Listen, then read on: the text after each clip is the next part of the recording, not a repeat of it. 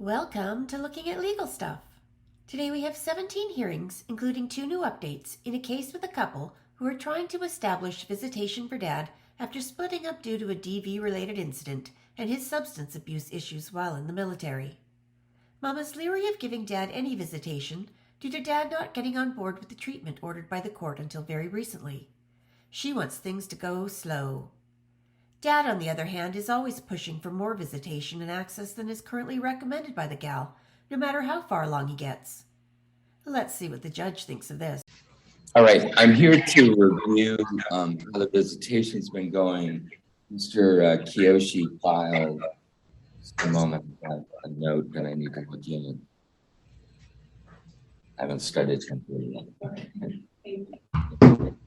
Mr. Kiyoshi filed a declaration. And Ms. Vaughn, did you have a chance to see that? No, I was not served a copy of that, and I don't believe Beth was either. I was not either. No, I filed that last night, yesterday. I'm off Tuesdays and Wednesdays, so I try to. Can you speak up a little bit? You're coming through a little light. Yeah, I filed it yesterday. I tried to get paperwork done on my off time, and that's when I could do it, and that's why they don't have. They'll get it in the mail though. Okay. Well, let me check in with the parties and how the visitation has been going. I'll start with Ms. Vaughn. Okay, so a few things have changed since the last time that we met. He has supposed to be making 2 virtual visits a week, and then the potential for in-person supervised visits once every other week for 2 hours. That's what our order says. So since our last meeting, he has made 4 calls in total. He requested 1, and then he did not call after I confirmed that it would be doable, and that was on the 9th. He then called the 10th for about 10 minutes, and the 11th, he called for about half an hour, and during that time, he was playing with a dog, he was checking other apps on his phone, he was pretty distracted, I would say, for that half an hour call. And then he called again on the 23rd, and that was a 5-minute call, to which he ended saying he needed to head to work. And then he called the 24th for, again, about 13 minutes is I think what the call was. And he seemed off during that call, like he maybe wasn't feeling well. I'm not really sure. He was laying in a bed, just kind of like seemed, I don't know, just off, I suppose. And he ended the call at 4:18, saying that he needed to head to his treatment group. And then I was informed that he actually did not show up to that group meeting at 5 at all. So he has not been in compliance with his AA treatments.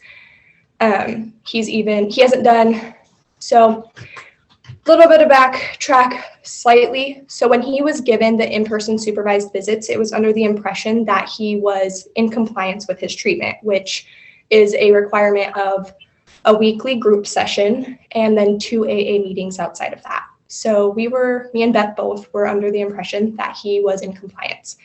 And then further investigation revealed that he actually has not attended a single AA meeting since the beginning of treatment. So he has not seen Corey because our order states that he is not to get in person without being in compliance with treatment. So he now has not seen Corey for almost 2 months. And even the 3 times he did get to see Corey, he technically should not have been allowed to see him. You also put in their last hearing that he was supposed to get a DV assessment done with collateral input. And as far as both myself and Beth are knowing, he has not done that either. So he hasn't been making the proper times, quality, or number of calls. He hasn't done any in-persons. He's not in compliance with AA, and he's not in compliance with that DV evaluation. So kind of at this point in time, there's really not much to update on. It's mostly just letting you know that nothing is really being done, and he's very inconsistent. All right, thank you. Mr. Kiyoshi? Yes. So I did submit a declaration yesterday. which I will read and they will get in the mail, but I will read it just so they know what I wrote, so they can hear it for this hearing. So, and it's a lot for me to try and get out without having it written down. So I'm gonna read it out so everybody can hear, and then you guys can talk after I'm done and I say my piece. I said, I am disheartened by the one fact everything I've done for our son has only further pushed me away from him. I feel that my character has been dragged through the mud. I've stated that since I separated from Corey's mother, Alexandria, I have grown for the better. I've stopped drinking and started going to church. The whole time in Colorado, I reached out almost once a day to FaceTime Corey. It was never a problem. Now she's manipulated my character and I get at least 30 minutes over video twice a week. That's an hour every 7 days.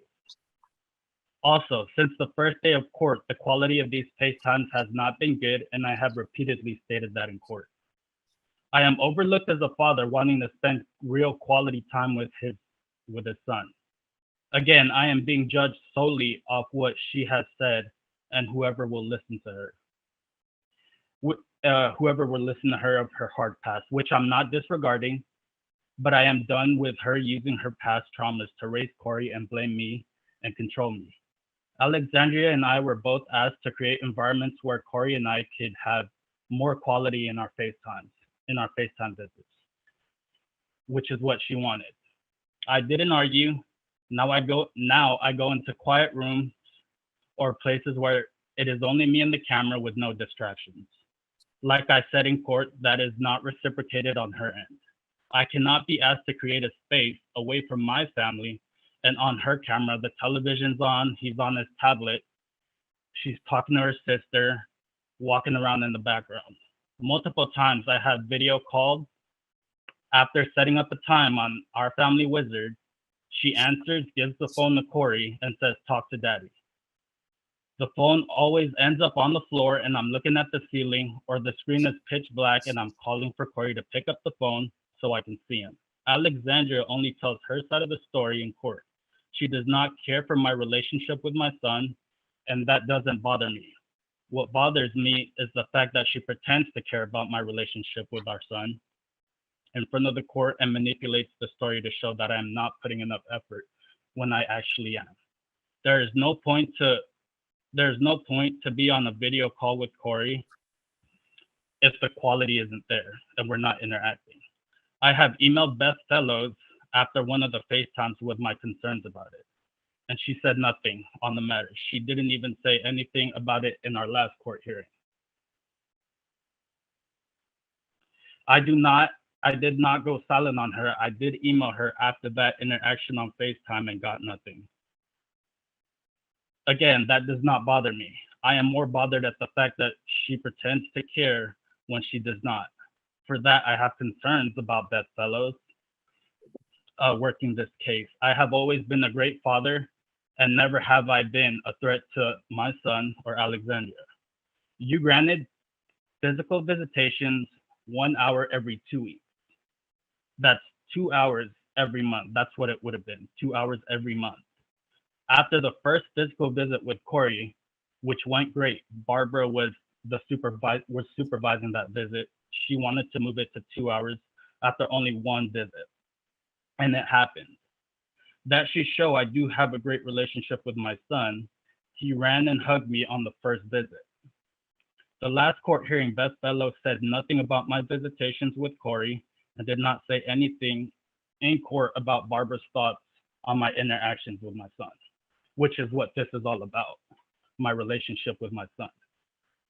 This is another concern I have with her involvement and commitment to this case as GAO. Alexandria even said that he had a meltdown on one of our FaceTimes because I hung up. I hung up because I met that time. I wasn't trying to go further into anything from what you wanted us to do. Again, that should show something about the relationship I have with my own son. A great relationship that needs to be maintained and built on. But Alexandria says about that is that I hung up on my son when he walked he wants to talk longer. Again, she is trying to paint a bad image of me, and I've had enough. It is clear Corey's best interest is not her main focus. Since the last hearing, the beginning of January, I have tried to schedule days to FaceTime Corey. Alexandria works 3 days out of the week. She is off Saturday and Tuesday. I have informed her that since she was off Saturday and Monday, I could make those work for FaceTime calls. She said those days don't work for her. I have 2 days off, Tuesday and Wednesday. Tuesdays are group meetings for me. Wednesdays are when I plan to have physical visits with Corey. I know she is trying to be difficult and wants me to do things her way in that she can control me. I knew this would be a problem. Again, she says we can communicate and schedule times for Corey, but this only makes it easier for her to push what she wants. I feel it would have been better for the court to set a time that would best fit my schedule and hers would compromise on both ends. It causes less friction. I have missed his second birthday, Thanksgiving, Christmas, and New Year's. I will not sit and allow myself to be dismissed as a father and mischaracterized as a person. Nobody should work this hard to spend time with their child. I will not continue to do what I am told to get validation from people who know nothing about me other than what Alexandria has stated about me. It's degrading to me that I now have to prove myself worthy of raising my own child.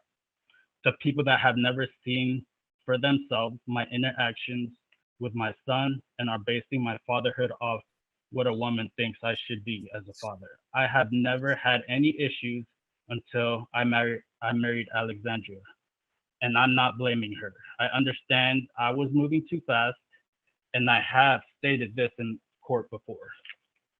Though I will say that this is about me getting to raise my son as his father, and so far I have just been jumping through hoops, and Alexandria has continued to prolong me seeing my son.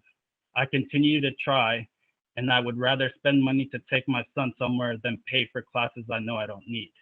I have been going to the weekly group meetings, and I want to make it clear that I don't need these classes.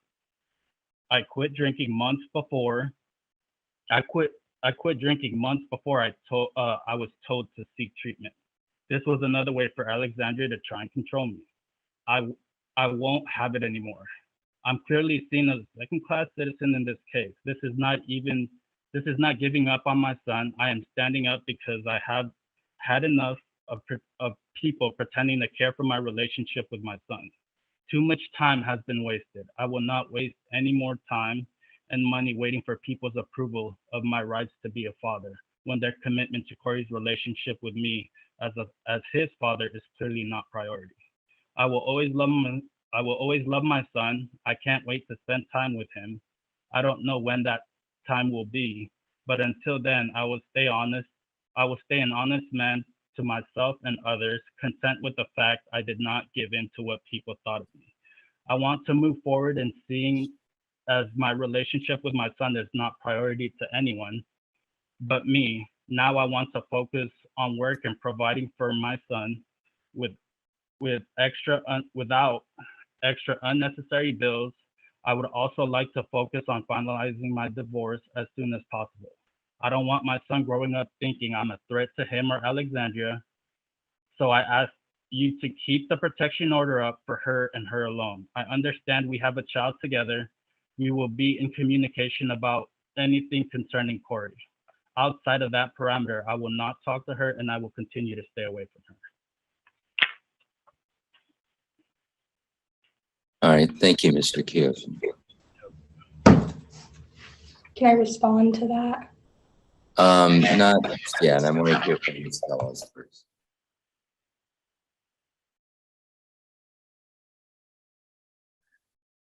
Yes, Your Honor. The concern that I have is that the information that I have regarding the substance use and the DV, which is evaluations were recommended and the court did order those were directly from the discharge packet that he got from the military. having those records and seeing why he was separated from the military solidified why I made those recommendations. Yes, the mom did have a lot of concerns, but having that information is what solidified that. I would like to let the court know is that the father is not in compliance with his substance use treatment. He did get changed over to Tuesday groups from 5 to 6:30 p.m. His first Tuesday group was supposed to be the 17th. He did make that one. He did not make the one on the 24th. However, he was excused because he did call in. So he did make contact. He was supposed to have group last night. I did talk to the counselor, and he left me voicemail last night after the group and said that Mr. Kiyoshi was a no call, no show. So that is of concern. When I talked to the counselor earlier yesterday, asking about the NAAA slips, that he has not still, even though it was brought to his attention and that he was told that he needed to do those starting in January. He was actually supposed to be doing those from the very beginning, but he still has not complied with that. The counselor said there is nothing listed in their computer system at all. So that is indeed very concerning. And the DV evaluation, I did basically Google, just try to find a DV agency that could do the evaluation up in the Olympia area. I did find one, and I also called where Mr. Kiyoshi goes to treatment, Northwest Resources, to see what they recommended, and it was the same agency. And so I gave that information to Mr. Kiyoshi, and I don't know, it sounds like he hasn't followed through with that. It is concerning that the video visits haven't been consistent. He had yesterday off, and per our family wizard, which I do have access to, he did not make contact with the mom to request any kind of video visit. So that's on him. It's on him that he didn't follow through with contacting group or going to group. That's on him. It's on him regarding the AANA. So at this point, it's basically status quo. I understand that he feels like he's being picked on or what have you, but the fact is that we have information directly from the military about why he was separated. Substance use was an issue and DV was an issue. And so to address those and have the evaluations, which he did, the substance use one, and he was recommended for treatment. He says he doesn't have a problem. Well, the evaluation says otherwise. And the fact that he doesn't recognize it is a concern. So at this point in time, status quo. I do agree with Mr. Kiyoshi that there should be more of a schedule for the video visits. I believe that it would be more beneficial if, like, he were to contact the mom at least 24 hours prior to when he wants to have a video visit. Tuesdays seem to be a common day that they both can do it. So a Tuesday at whatever time, but I believe that there should be some kind of schedule, like at least advance notice 24 hours prior. And if he doesn't make any request by, say, 5 o'clock on the Monday prior, is that there is no video visit. So those are my concerns, Your Honor. All right, thank you.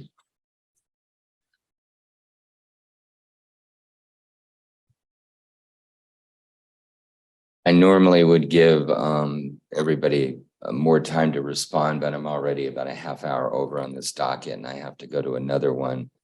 And I've got one more matter to do. So I want to say that I understand Mr. Kiyoshi's concerns. But from the beginning of this case, there's been objective concerns regarding domestic violence and alcohol use because of the actions taken by the military. And so the orders I've made have been trying to encourage treatment for that and also get the appropriate evaluations. Ultimately, I want Mr. Kiyoshi to have a frequent and loving relationship with his son. But the court's interest is to make sure that children that I see, that I learn about, are safe. And Mr. Kiyoshi, I will say, has been asked to do a lot more than a lot of fathers are asked to do. And he, at least it appeared up until today that he was following through on what we asked. The concern today is that you may not be attending the meetings or following through with your treatment. And I particularly was hoping that we'd have the domestic violence evaluation completed by today, but we don't. So the one thing I want to focus on as quickly as we can is I'd like to pick one time during the week, which will be a cast in stone. This is when you do a video visit with your son. Okay. So Mr. Kiyoshi, you know what your schedule is. What would you recommend as that time? Wednesday would work, but not until she's off work. I'm sorry, you came through really light. I think I heard Wednesday. Wednesday would work, but she's working until 4. So I guess Tuesday. I do have more points I wanted to bring up. So I understand, and again, given my time, I'm not sure that I'm able to address those today. I want to get past this video visit time. What time on Tuesday works for you? I'm off Tuesday. She's off Tuesday, so noon, 1 o'clock would work. Ms. Vaughn, you're off Tuesday at some point? So he mentioned the visitation thing, how he wanted it to be Saturdays and Wednesdays. Beth has seen our chats back and forth. I've been in great communication with her about that. And from the beginning of this case to now, it's always been him picking and choosing and me bending to that. Otherwise, he doesn't make these calls for our son. So I feel like him continuing to get to pick and choose isn't him fitting into his child's schedule. It's him trying to force his child to fit into his. And that's not really how the reintegration needs to go. I told him Saturdays were not good for me. I agreed to Wednesdays. I also told him in counter to Saturday that I would be okay with doing Sundays before he needed to go to work. But he said church is more important than calling his son. So that's where our difference is. He keeps pushing Saturdays and Wednesdays, which are a day that I'm busy and a day that I work. And then I keep saying Sunday, Monday, Tuesday. Those are the 3 that I can make happen easily because I'm off those 3 days and I don't have obligations. Mondays and Ma'am, Saturdays. we're focusing on Tuesday. What time on Tuesday works for you? I have an appointment reoccurring every Tuesday. I have therapy and I can't guarantee, but it's either 9 to 10, 10 to 11, or 1 to 2. So I don't have a set Tuesday until after Corey's nap, essentially, which is roughly 5 p.m. I was already accommodating my appointments on Tuesdays to try to fit in-person visits, but again, he hasn't done any of those. So I just keep rearranging our schedules to try to make it work for him. And I have responded to every single text he's ever sent me within an hour. So that doesn't change when Mr. Kiyoshi can call. So my appointments are booked 3 weeks in advance. If he asks me for a time, I'm still willing to do Tuesday. a negotiation on this every week, because I think that's causing I think problem. he needs more structure. If he's given free will, he just doesn't do it. So I do want more structure, Ms. Vaughn, you're 100%. testing my patience, okay? Let me go to you. You tell me a date certain when Mr. Kiyoshi can call his son. My offering was going to be Sunday at 11 a.m. and also Wednesday at 6 p.m. I was going to still want 2 calls a week. Mr. Kiyoshi, do either of those work for you? Yes, let me write that. I'll make it work. I have church on Tell Sunday. me which of those 2 dates works for you. Wednesday. Right, Wednesday at 6 p.m. That works. Every week, Mr. Kiyoshi, you will initiate a call and you will spend time talking to your son. That's either a call or a video visit. Ms. Vaughn, you will make your son available with no distractions to talk to his dad. Yep. Okay. All right, that's the only decision I'm going to make today. Everything else stays the same. I'm going to put this over 3 weeks. Mr. Kiyoshi, I want you to at least schedule a domestic violence evaluation by that time. And I want to know that you've been in compliance with your substance abuse treatment. Yes, Your Honor. So that we're going to be back here on February 22nd. Thank you, Your Honor. All right. Thank you, everyone. Before we start, is there anyone who's going to request a continuance or a set over in any of their cases? Yes, Your Honor. Your Honor. This Yes. is Beth Yes. Fellows. Okay, we need to take this one at a time. I didn't see who was that. Ms. Fellows, did you ask? Yes, I did. It would be the Vaughn Kiyoshi matter. I'm asking for at least a 1 week to 2 week continuance. The father served or got his paperwork served about 3:15 yesterday is when I received it. And so that's less than 24 hours before court. So I'm asking for a 1 week to 2 week continuance.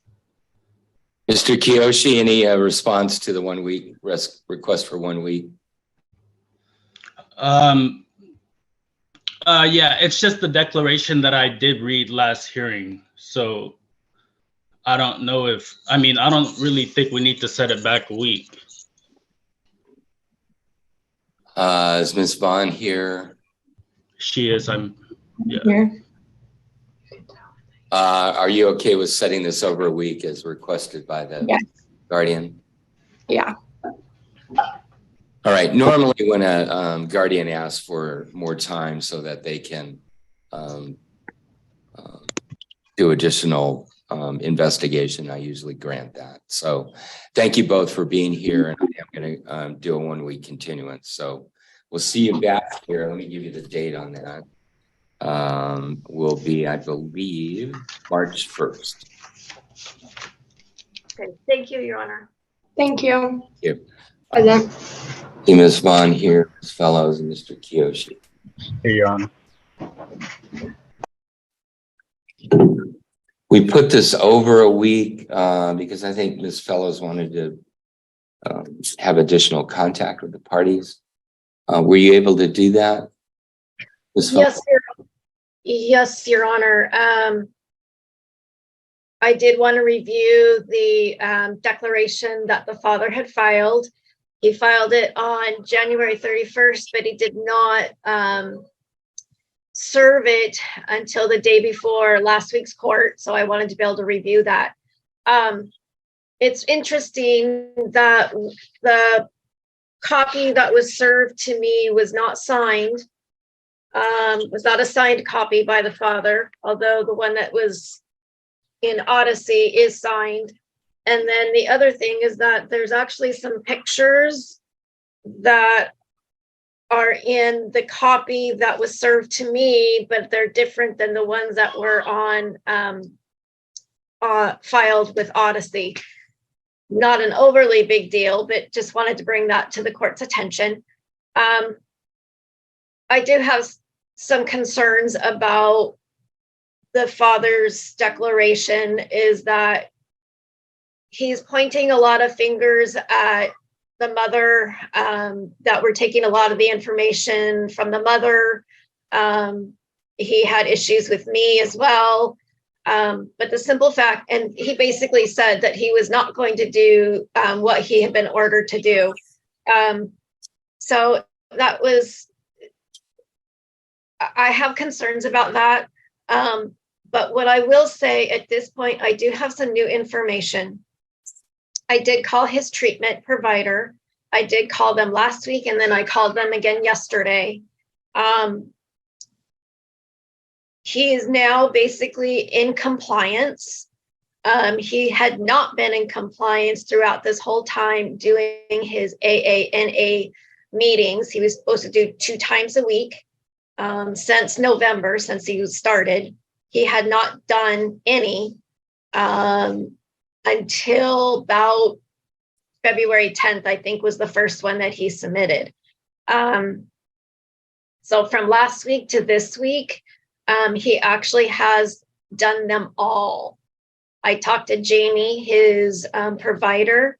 He basically was going to like 2 or 3 meetings a day to get caught up. She did tell me he is caught up. I did ask her how much longer he had to go.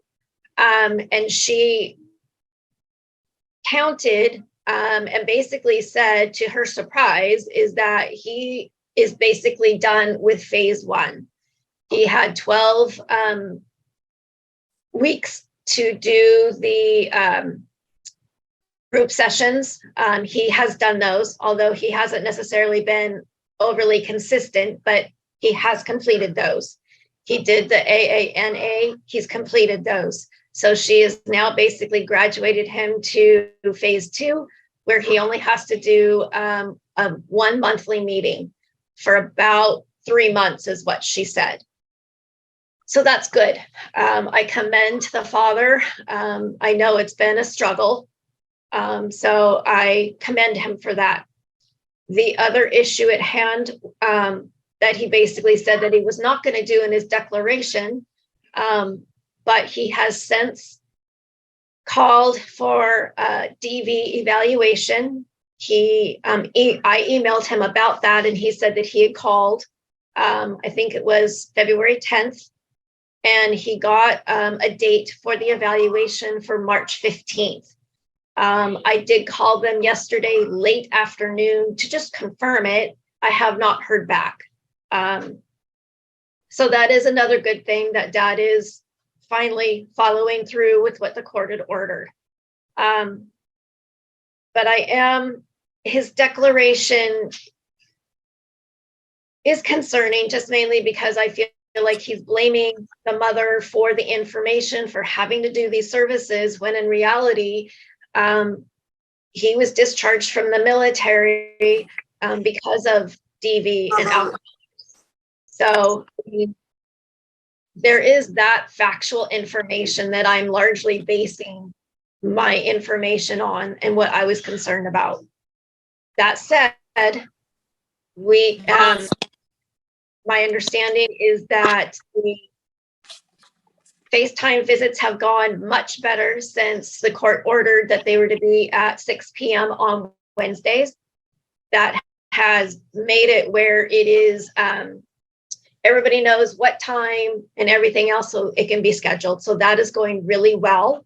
The mother has indicated that the FaceTime visits have gone longer since they have been so consistent. So that is a really good thing.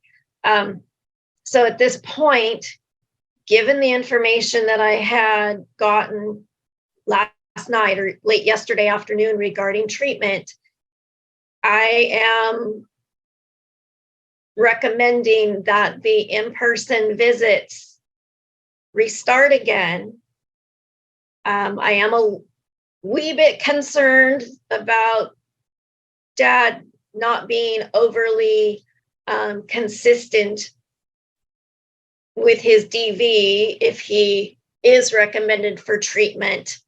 But then again, he did do what was asked of him to get his in-person visit. So I think that we need to move forward with that. And that would be supervised with Ms. Brandhorst? She supervised, yes, at this point. Apparently she is not able to do it given the change in Dad's work schedule. So Parents' Place was able to do it. I believe it was on Tuesdays because Mom works on Wednesdays. So Tuesdays was workable for Parents' Place back about a month or so ago.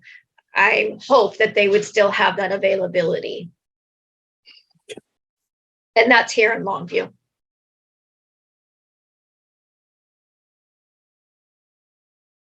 Let me hear from Ms. Vaughn first, and then Mr. Kiyoshi, I'll hear from you. Ms. Vaughn, anything you want to add at this point? Yes. So I am okay with the supervised visits happening since he is in compliance, but I do also share the same concern with Beth of the consistency. Like she said, he hasn't been in compliance since this last week with treatment, and he happened to make up the last 4 months of his outlined plan in this last week. So I'm concerned that with the treatment moving from weekly to monthly, it may cause him to be able to slip through the cracks again like he did when he was getting supervised visits back in November. Is there a way to make sure like we are able to get, like can he turn his AA slips into Miss Fellows or something so that I can check in with her since I can't contact his treatment center to be able to make sure he's in compliance? Or could there be a way for him to like email me his slips so I can just see that he's still in compliance before a supervised visit is made? I think I prefer that Ms. Fellows get that information and that she report to me on our review sessions. I think that makes sense. And if Ms. Fellows feels there's a significant concern, she can put the case on the docket if we don't otherwise have it scheduled. Okay, and then I'll be in touch with her about that, but I think I'd rather that information go to her. that's fine with me. I just wanted to make sure there was some way someone knew if he wasn't in compliance again. My other concern is actually pertaining to the restraining order that I had proposed to you at the whole beginning of this. So since then, there's been an issue with how he has served me documents, both in our summons and petition for our divorce and the motion for temporary family orders. It states that they are to be served to my sister's address across town. My address has been listed as confidential and everything. Due to the nature of the case, I didn't want him or his family to know where me and my son were living. And somehow he stalked my address to the point of finding us, locating us, and having us served at my home twice now. One being last Tuesday when we got this set of his declaration. The first time it happened was back in October, and he was out in his car outside my home, despite the bench order of there supposed to be no contact between us. It's very concerning, and it's kind of ruins the peace of mind and well-being and safety in my mind of my own home. And I ask that that be granted. I had gone to law enforcement with it after I was served last week, and they had said without an actual restraining order signed and in place, they cannot act upon it. So I'm concerned about this, for sure, concerned about this. I want to be able to feel like I'm safe in my home. Okay, thank you. Mr. Kiyoshi, any response to all of this? Yes, Your Honor. Can you hear me? Yes, I can. Thank you. Okay. So again, I wrote down my thoughts just because I have a lot to say, but so I did get the evaluation scheduled for March 15th. As far as being consistent with my treatment and everything in my declaration, the reason why I had questions about, or not questions. The reason why I had problems with doing these treatments is because we were told to, it all started with the FaceTime visits. We had to create a space where me and him can interact. That wasn't happening. If it's not reciprocated on her end and I'm doing all the work to see our son, where's the equality in that? That's the whole thing with the consistency. But after last hearing, I did start going to the AA meetings and I've completed them. I've talked to my counselor. I'm good with that treatment, and I'm on the phase 2. So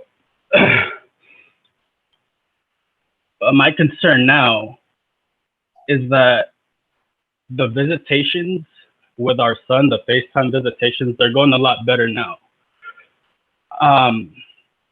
You put it off a week, last hearing, which was last week, you put it off a week. I'm moving forward, and I'm taking these steps so I can have quality time with my son. These virtual visitations, 30 minutes they're good, it's something, but I need more than that as a father. I can't raise him over a camera. And with the protection order, if she feels she's unsafe, I went every time I go down to turn in paperwork, declarations, or anything like that, I go to the court and I've asked them, because they've sent me down to the sheriff's office to try and get these declarations served to her. The lady at the counter told me I just need a third party to get the papers to her. Since the protection order was put up, not once have I tried to go see my son. Not once have I gone to her house to cause problems.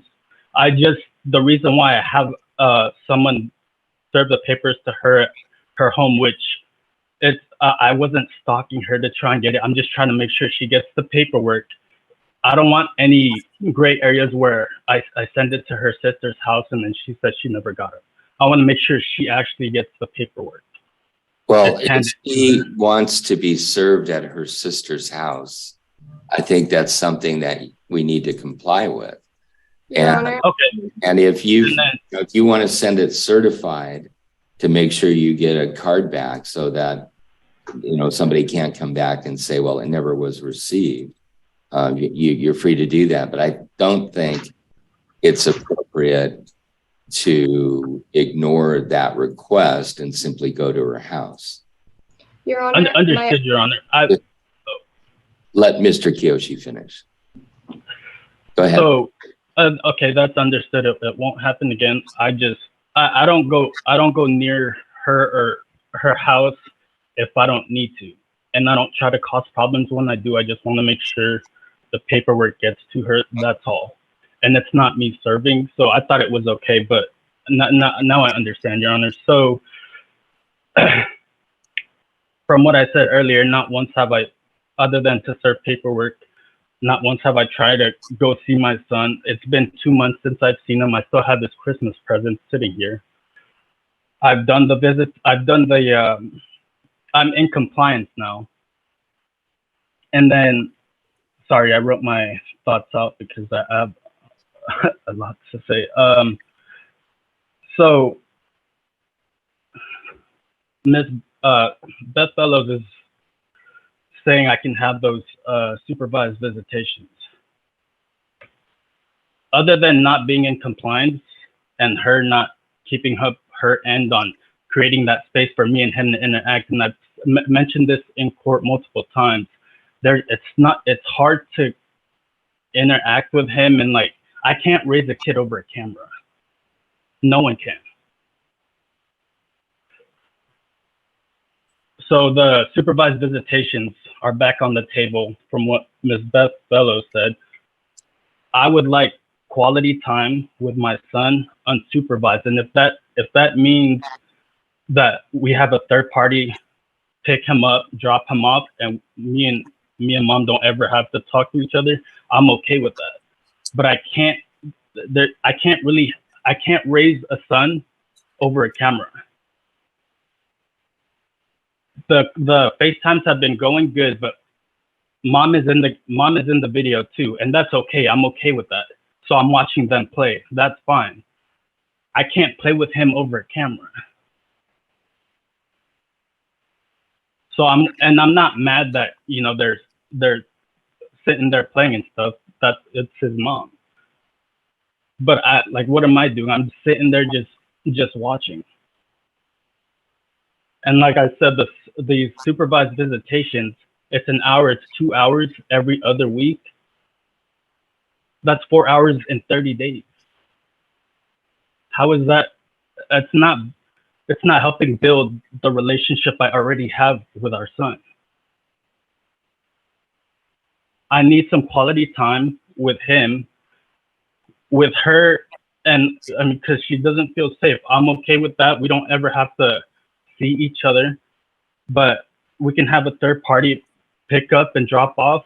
That's fine. If it's a day off and I need to spend the whole day in Kelso because she doesn't want me too far, that's fine. I'll find something to do with him in Kelso for the whole day.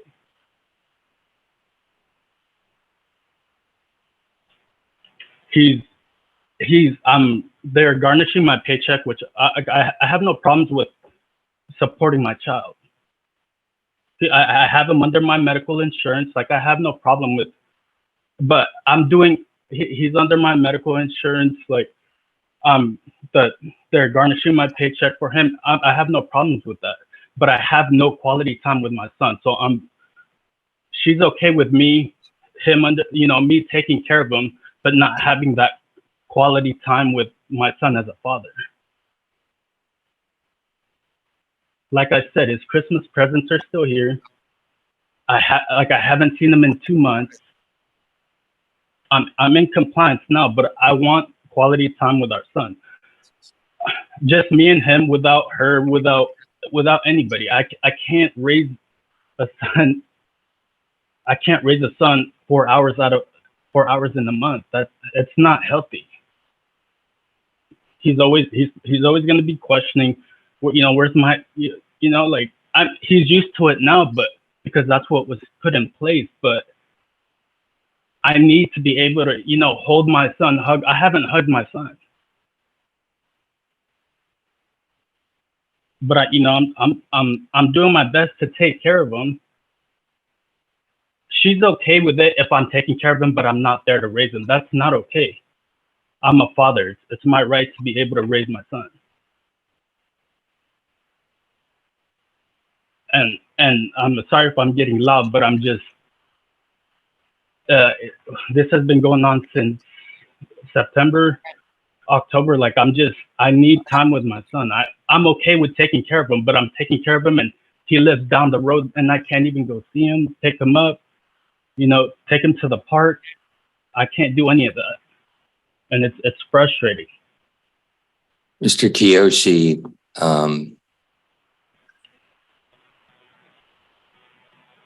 I fully support your desire to have quality time with your son.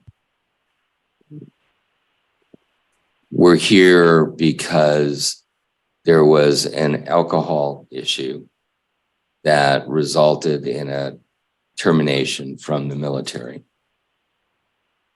There was treatment ordered that initially you didn't comply with. And I had ordered for over a month now a domestic violence evaluation. And now you've set that up for the 13th. You're doing, at this point, what the court needs you to do to make sure that when you're with your son, that your son's going to be safe. Okay. Right.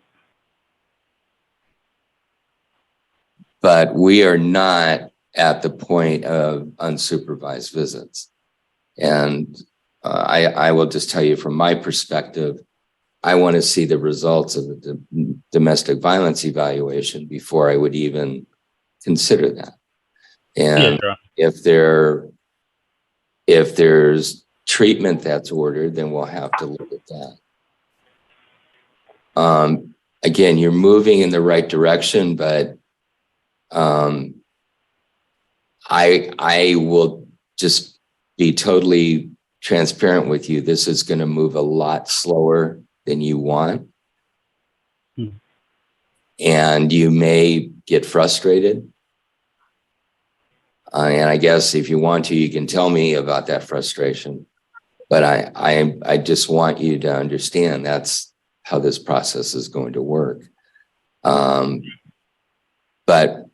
I want it to move forward. So it sounds like when we set a specific date for the video visits or in specific time, that those started going better. That's good. Ms. Fellows is now saying, let's go back to the supervised visits because you're now in compliance with the treatment. You've scheduled the DV evaluation. That's good. We're moving in the right direction. Okay. If the domestic violence evaluation, let's say is okay. I don't know what it will be. Then maybe we take another step at that point. So I am going to tell you, you're going to be frustrated with this process, but I'm going to take the steps that I need to make sure your son is safe. Okay. Now, Ms. Fellows wants to say something, and I'll let her do that.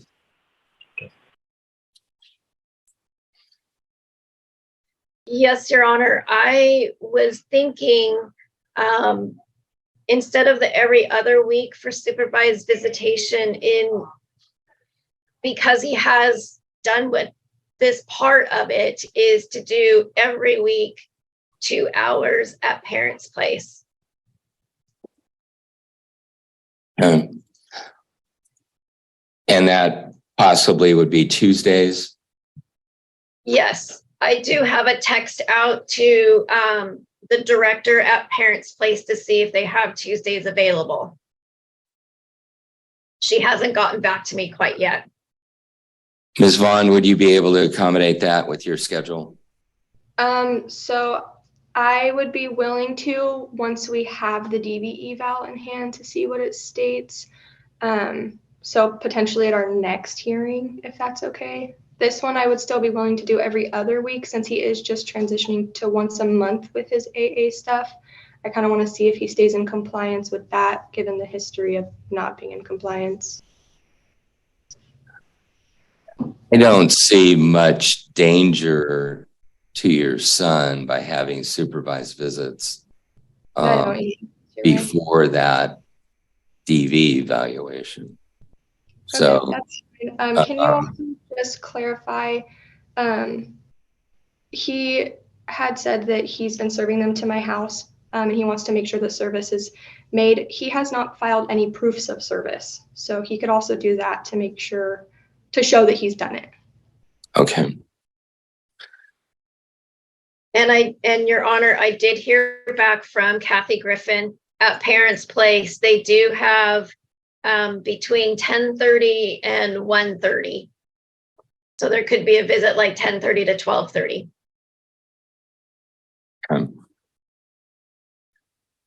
All right, thank you. I appreciate everybody's input. I am going to order starting next Tuesday, supervised visits at Parents' Place from 10:30 to 12:30. That will be every week going forward. The Wednesday video visits, I think they were 6 p.m., will continue. Mr. Kiyoshi is ordered to not go to Ms. Vaughn's house, not have anybody on his behalf go to her house. Service will be at Ms. Vaughn's sister's house. Either that can be done personally on the sister or sent by the mail. Mr. Kiyoshi, I don't want you to personally serve anything on the sister, but if you want a third party to serve her on behalf of Ms. Vaughn, you can do that. But primarily, I think you should be able to just send stuff in the mail if you're doing declarations or whatever you file.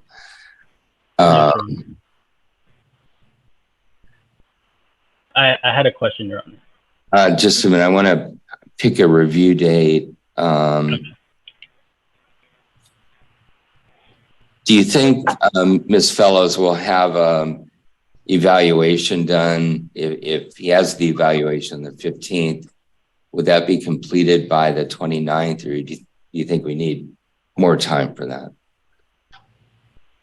I would say, just to err on the side of caution, maybe another week or two after that, just in case. All right. Time. I'm not going to be here on April 5th, so let's go April 12th. Okay. I will enter a bench order with the decisions that I've made today. I have one more question, if I may. Let me just finish my thought on something. So the DV evaluation should end up with Ms. Fellows. So if you need to do a release of information with them so she can get it, I expect her to review it and she can report to the court about it when we get back together. All right, Ms. Vaughn, go ahead. We have a family vacation plan that is out of state for about a week in the end of March. Is that going to be okay since he will now have to miss a visit? I'm willing to accommodate that. So is that the last week in March? It is the 18th of March to the 25th of March. So he would be missing Tuesday, the 21st. Okay, so that means the Tuesday, the 21st and Wednesday, the 22nd. You can make the call Wednesday, totally fine. I just won't be able to take him in. Tuesday. All right, so we'll have to skip the 21st for the in-person visit. Yes, Your Honor. I had a question just All to right, clarify something. So so I'm now on, I can see him weekly. You can do what? I can, the in-person visitations are weekly Our weekly, yes. and they start, so you said it starts on Tuesday. Can I set one for this Tuesday coming up? I think you may have to call Parents Place, but the first one should be on March 7th. And then the 14th, and we'll have to skip the 21st and then 28th and 4th and 11th before we get back together. And Okay. just to let you know, is that Kathy at Parents Place said that she needs to have paperwork from both parents before the visits can be started. So it's up to both parents to get it ASAP Okay. for the visits to start next week. So everybody needs to cooperate with that. Yeah. Okay. All right. Thank you. Thank you for your good work, Mr. Kiyoshi. And we'll see you back here in a little over a month. Okay. Thank you. Thank you, Your Honor. Thank you, Your Honor. Yoshi matter, which is 22-3-25408. There we should have Alexandria Vaughn. Ms. Vaughn, are you on the line this morning? She is. She should be in here. I saw her. Oh, it looks like it says it's connecting to audio. So we'll wait for her to connect. And then Mr. Kiyoshi, you're present and you can hear me okay? Yes, Your Honor. All right, very good. Ms. Fellows joins us as the guardian ad litem, and Ms. Looney is present representing. Thank you, Your Honor. I just wanted to mention that Ms. Vaughn has been trying to connect to audio the entire docket. So I'm not sure if she's having trouble getting connected. Oh, okay. Yeah, I think that's a good noticing. I appreciate that. Your Honor, I did want to ask, we do have another hearing set for the 12th, if we could hold it off till next week on the 12th. Is Commissioner Nelson, will he be present on the 12th? That's the anticipation, yes. Okay, so that was going to be the state's request as well. We were just waiting for Ms. Vaughn to be present. Yeah. Ms. Fellows, any concerns if we were to set this matter over to, it sounds like a date that's already been scheduled. That's fine, Your Honor. My understanding is that today's date was just for child support. That was my understanding also. In reviewing the case, I did see that, I believe I saw that there was a date set for next week. Yes. That's the recollection of the parties also? yes. Yes, Your Honor. All right. So it looks like Ms. Vaughn, she looks like she dropped off, I think. Yeah, it looks like she dropped off. I just want to make sure that we have, just for my own peace of mind, I want to make sure that hearing date of April 13th was noted when she was present, so she doesn't miss out on anything.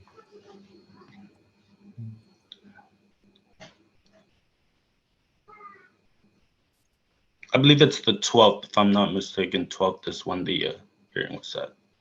Yeah, yes, I think you're correct. I was looking on March 1st, Okay. hearing notes. It says the court rules and sets the matter over to April 12th at 9 o'clock in the morning. And at that hearing was Ms. Fellows was present, Mr. Kiyoshi was present, and Ms. Vaughn was present.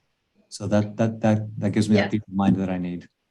All right. So with that, we'll leave that date set. The issue of child support will be set over to that date for review. Yes, Thank Your you, Honor.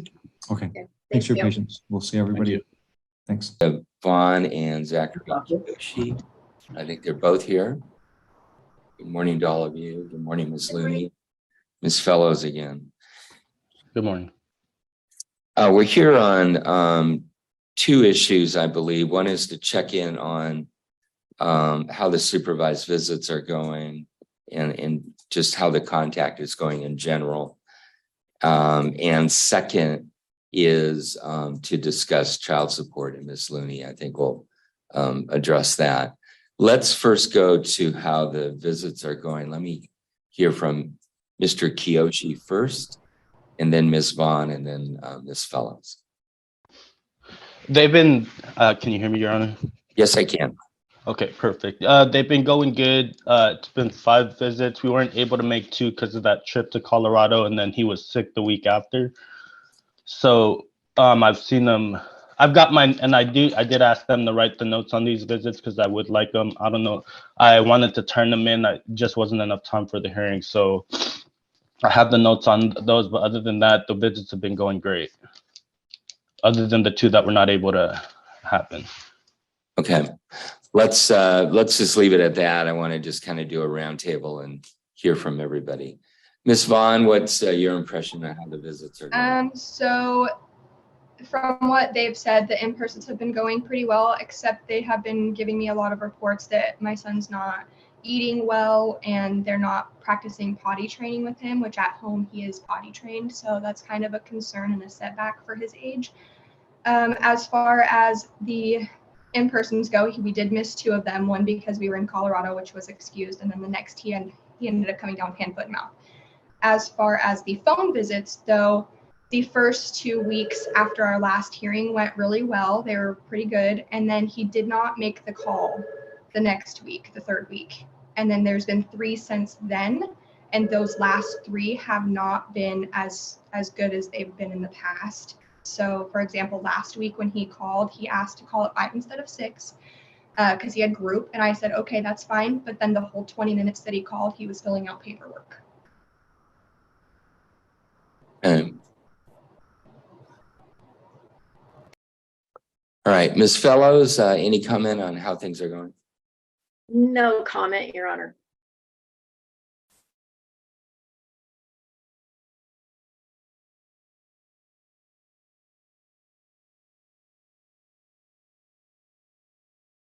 Do you have supervised visits now once a week, Mr. Kiyoshi? I do, Your Honor. And that's at parents' place? Yes. And you live in the Olympia area, is that right? I do, Your Honor. Is there another day of the week you'd be able to come down for a visit? It'd be my weekends, which are Tuesday, Wednesday, and that's when the phone visits go. But other than that, I work 5 days out of the week. So. And when is your supervised visit now? Is that on a Tuesday? Tuesdays. And so your next day off is just the next day, Wednesday? Yes, Your Honor. Okay.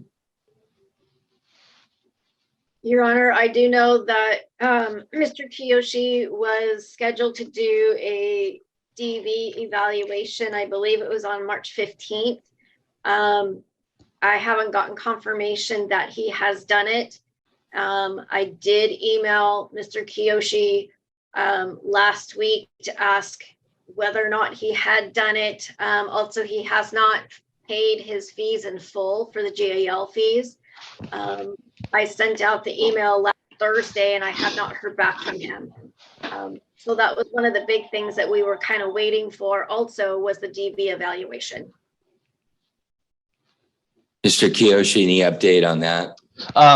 Yes, I did do it on the 15th. I have the letter, the appointment letter, which I thought I emailed the picture to Beth Fellows. If you didn't get it, I'll email it again.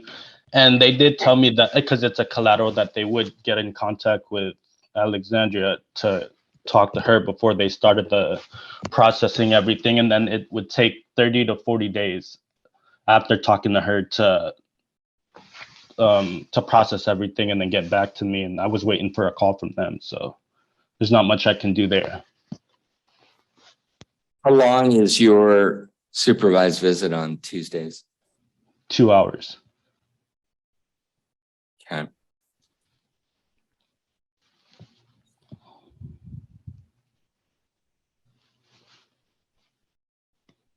I would like to give Mr. Kiyoshi more time with his son. And given the driving situation and the time, I think the best we can do at this point is expand the time from 2 to 3 hours. But I wanted some weigh in. Ms. Vaughn, does that create any problems for you if we do that? A little bit. So I believe they only allow visitation on Tuesdays to be between 11 and 1 is what we do now. So that's the 2 hours, but I think they're only open 10 to 1, if I'm not mistaken. And I typically have my weekly therapy appointment from 9 to 10. So it would be, and my son doesn't wake up till 10:30 at like the earliest. So it kind of All right, I don't want to interfere with that. I was hoping maybe we could go later. It's 3 hours, 11 to I'd be 2. okay with going later, but they had told me that the latest they would ever go is 1:30, and that was only in special situations. I believe that they do parenting classes and things like that. So that's probably what part of their scheduling issue is. Okay. Can I say something, Your Honor? Yeah, please.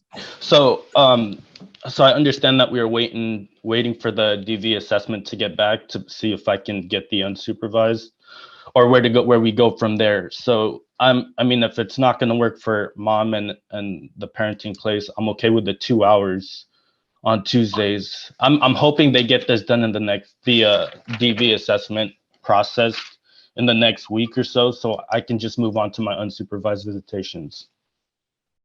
Well, and I think you're reading my mind well, which is I'm not going to consider unsupervised until I get that evaluation. Yes, Your Honor. But we're probably going to have to go a month out. If they, let's say they get you the report in 2 weeks, that will need to be provided to Ms. Fellows and Ms. Vaughn to the court for everybody's consideration. So I think we're looking at probably 3 to 4 weeks out that we have to go.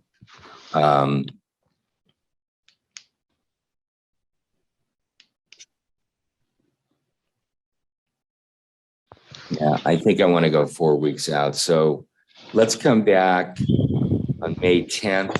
The DV evaluation is in. And we'll look at what that indicates and whether we can consider unsupervised visits at that time based on that report. Yes, Your Honor. Okay, so now we need to go to child support and Ms. Looney. Thank you, Your Honor.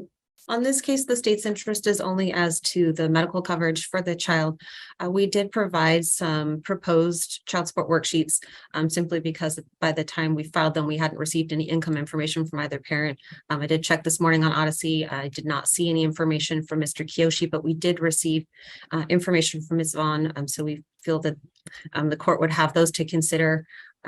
So we wouldn't have a direct interest in the amount of support. We just want to ensure that we have as accurate an order as possible for the percentages for uninsured medical and daycare expenses. And we would be willing to draft that order based on your honor's ruling today.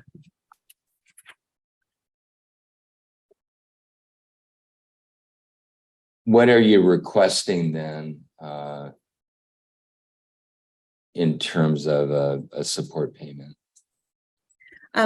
According to the information that we had, Your Honor, we used the employment security data that was available for Mr. Kiyoshi for Q4 of 2022.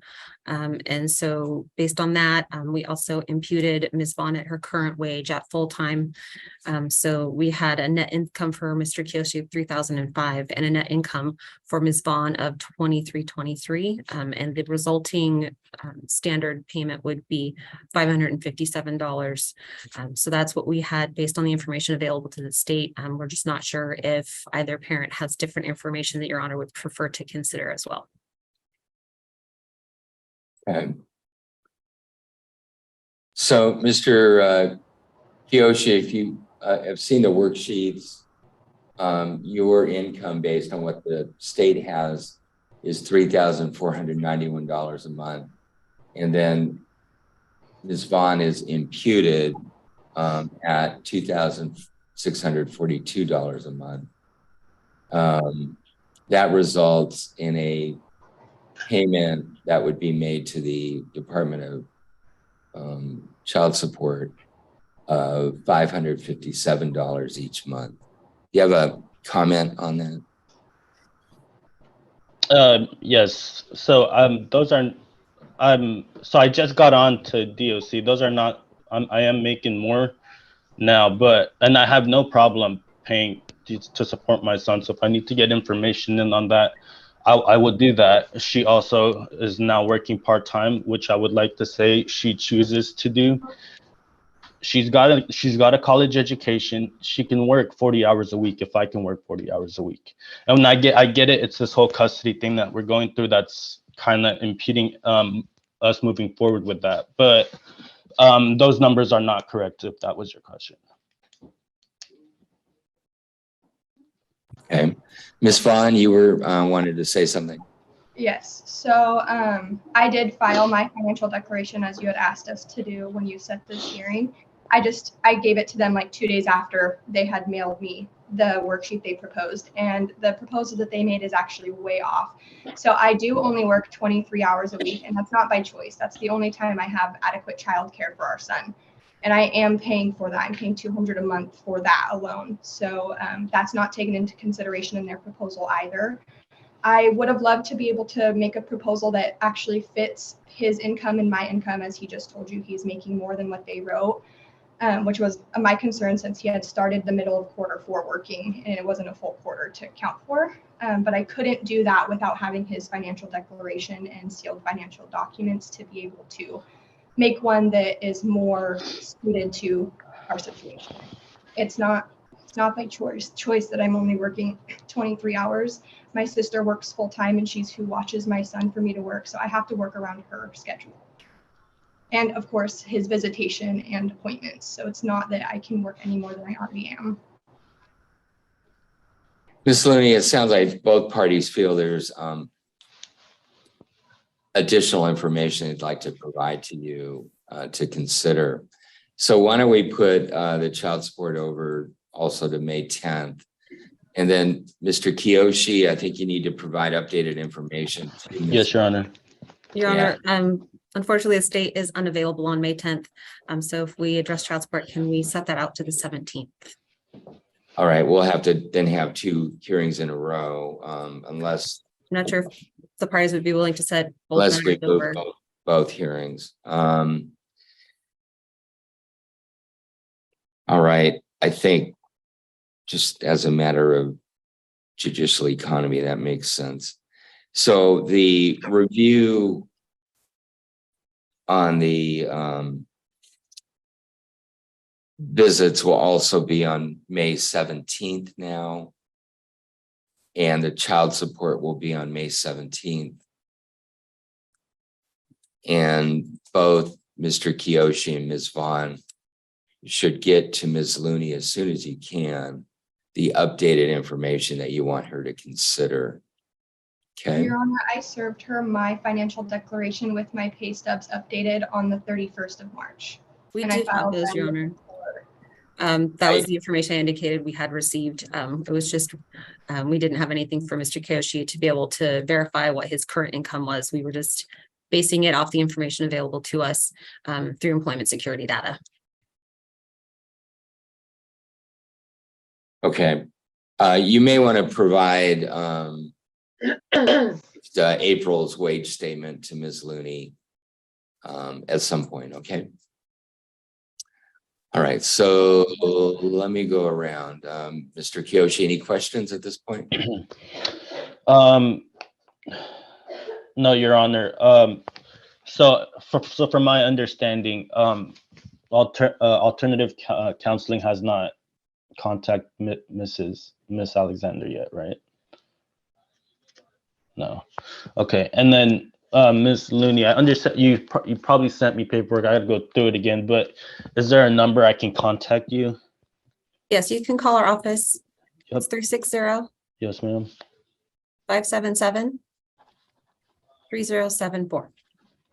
Thank you. Mhm. That's all, Your Honor. Thank you. Ms. Vaughn, any questions? I had questions regarding his substance treatment. So at our last hearing, he had switched from weekly groups to monthly groups. And we had discussed him turning in his 2 weekly AANA slips to Miss Fellows so we could make sure that he was being consistent with the history of inconsistency. And as far as I have been made aware, he hasn't turned any into Miss Fellows. And so we really don't know if what he did for substance treatment all of March to now. All right, I think Ms. Fellows is going to be tracking that. Mr. Kiyoshi, you look like you want to say something, so I'll let you. Yes, Your Honor. From my understanding, Ms. Beth Fellows actually calls into Northwest Resources to get my updates. There was some time gap from the weeklies to the monthlies, but the counselors were tracking on that, and it was because they were waiting on the UA from me to come in with the readings, and it was negative, and that's when they were able to put me into the monthlies. And I'm up to date with my AA meetings, monthlies. I got 2 more monthly meetings before treatment's done, and she can call my counselor now, and he can verify all that, which she has been doing. Okay, it sounds like we're going to need to just verify all that also on May 17th. Okay. And yes, Your Honor, that I have talked to his new counselor since he has gone to monthlies. I talked to him last week, and he did say that the father was scheduled for the first monthly, and he had very strict guidelines on providing the AANA slips, and that he would let Mr. Kiyoshi know. And I will be following up with that, and we'll definitely have updated information for the hearing on May 17th. Okay. All right. Thank you, everyone. We'll see you back here on May 17th then, and go forward at that point. Okay. Thank you. Thank you. Yeah. Thank you. Your Honor, this is Beth Fellows. Yes. Regarding ad litem, the Vaughn Kiyoshi matter is on Yes. today. I believe actually that it's going to need to be set over at least a couple of weeks. The father apparently emailed his domestic violence evaluation to me this morning, but I have not had a time to review it, and it is not filed with the court as well. I did email the father last night telling him that he needed to sign an ROI for me to be able to talk to the provider, but I got the evaluation, but it needs to be set over for at least a couple of weeks so I can review it. It needs to be filed with the court, and mom needs to get a copy, I believe. All right. We're also on for child support on that case, I believe. So let me call that. Alexandria Vaughn and Mr. Kiyoshi. First of all, let's address what Ms. Fellows just said. She's asking for a 2-week set over to review things like visitation because she just got the evaluation documents. Any objection to that, either of you? I don't have an objection to it, but I also haven't been served a copy of it either. Okay. Did you send a copy to Ms. Vaughn? So I called them alternative counseling yesterday, and she got the she got it into me late afternoon, and that's why it was so late. I did make sure to send a copy to Ms. Fellows. I don't see why we have to hold it over. I mean, I can see, I have it here, and Ms. Beth Fellows can look at it later, but I can see the treatment that they want. Well, Ms. Fellows needs to review it in order to provide some guidance to the court. And so that's okay. She needs to look at it. Yes, Okay. Your Honor. All right. All right. So we'll put this over 2 weeks. Let me, I don't know if I have it up. Here we go. Just a minute. It looks like May 31st. Okay.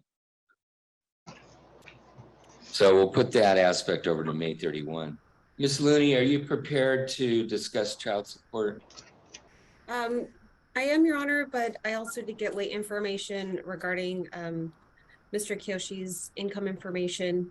I can give the court a verbal recitation, or if you prefer, we can set both matters over those 2 weeks so I can get everything in writing out to everyone. Well, I haven't seen any proposed orders in the file, and I typically would review those.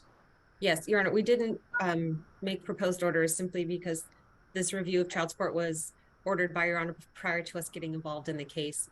And we were just going to make an order based on what you ordered in the hearing. But I can get updated worksheets out to everyone. Okay. All right. Well, it sounds like in Vaughn versus Kiyoshi that we need to put everything over to May 30. So I want The father did provide financial documents and things like that. Apparently they were filed on the 15th. Did you get copies of those, Miss Looney?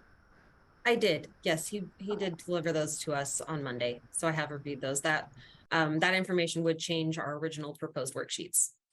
Okay. Okay. All right. Ms. Vaughn, any objection to putting this over?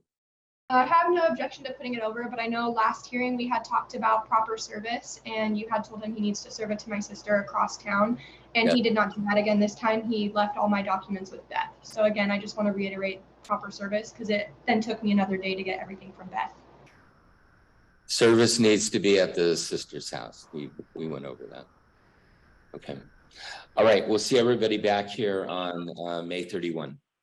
Thank you, Your Honor. Thank you for being here. Thank you, Your Honor. Next up, Alexandria Vaughn and Mr. Kiyoshi.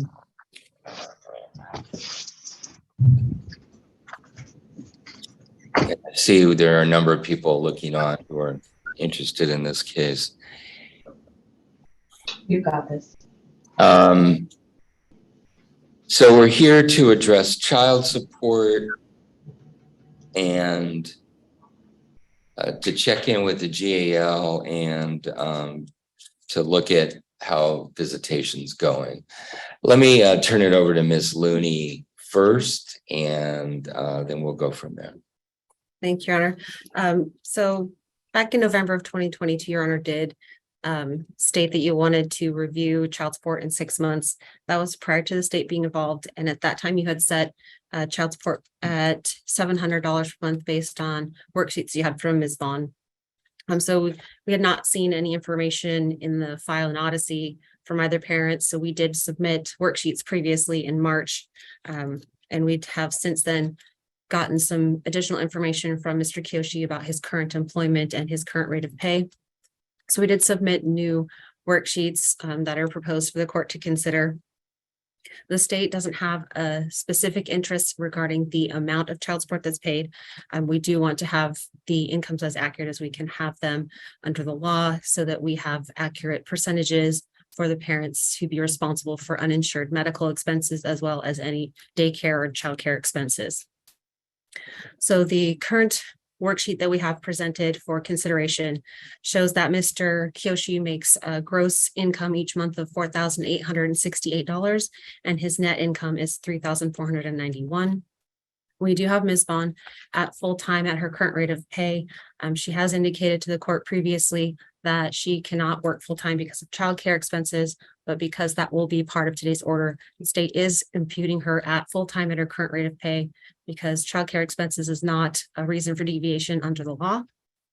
So we have her income at a gross of $2,642 and with a net of $2,323. So the resulting payment that we have for child support for Mr. Kiyoshi to Ms. Vaughn comes to $622. So we're leaving it up to the court's discretion on whether or not you would change from the 700 to the 622, but that is the information that we have currently.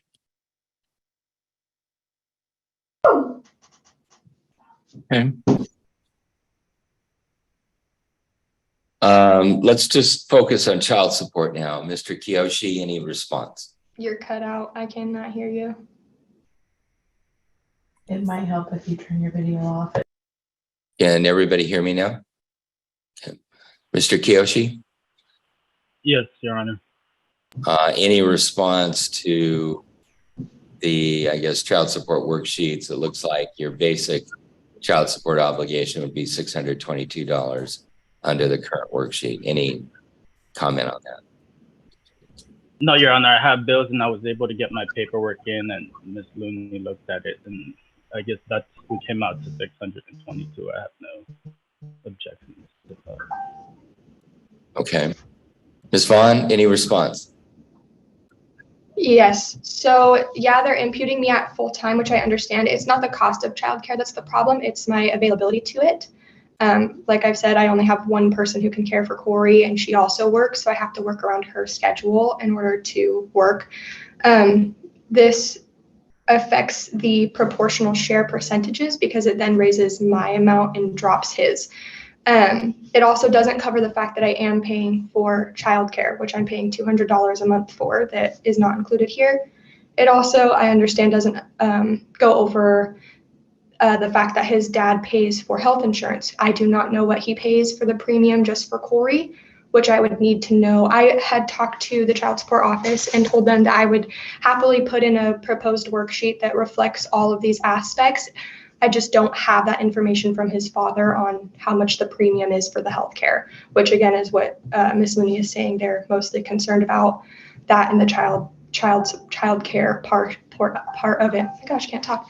So if his dad is able to get me like copies of the premiums that he's paying, what portion is just Corey's versus his as well, I can happily put in a new proposed worksheet along with a new child support order.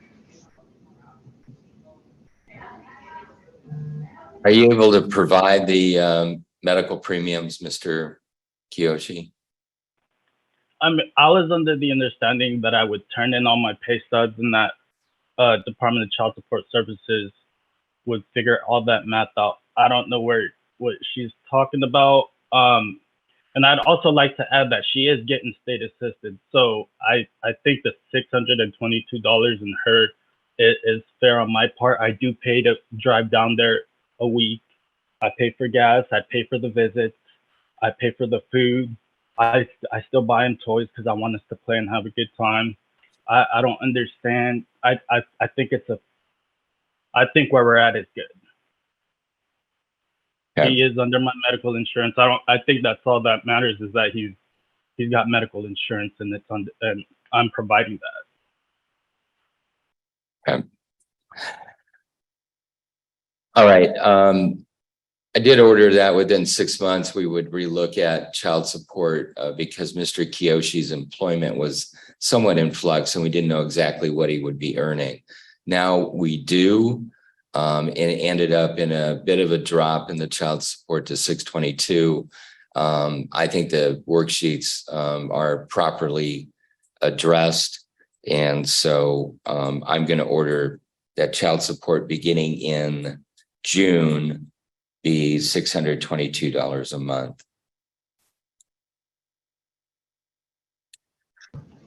So, Your Honor, then I would need to submit the child support order, which accounts for the child care portion separate, because it's not included in this worksheet.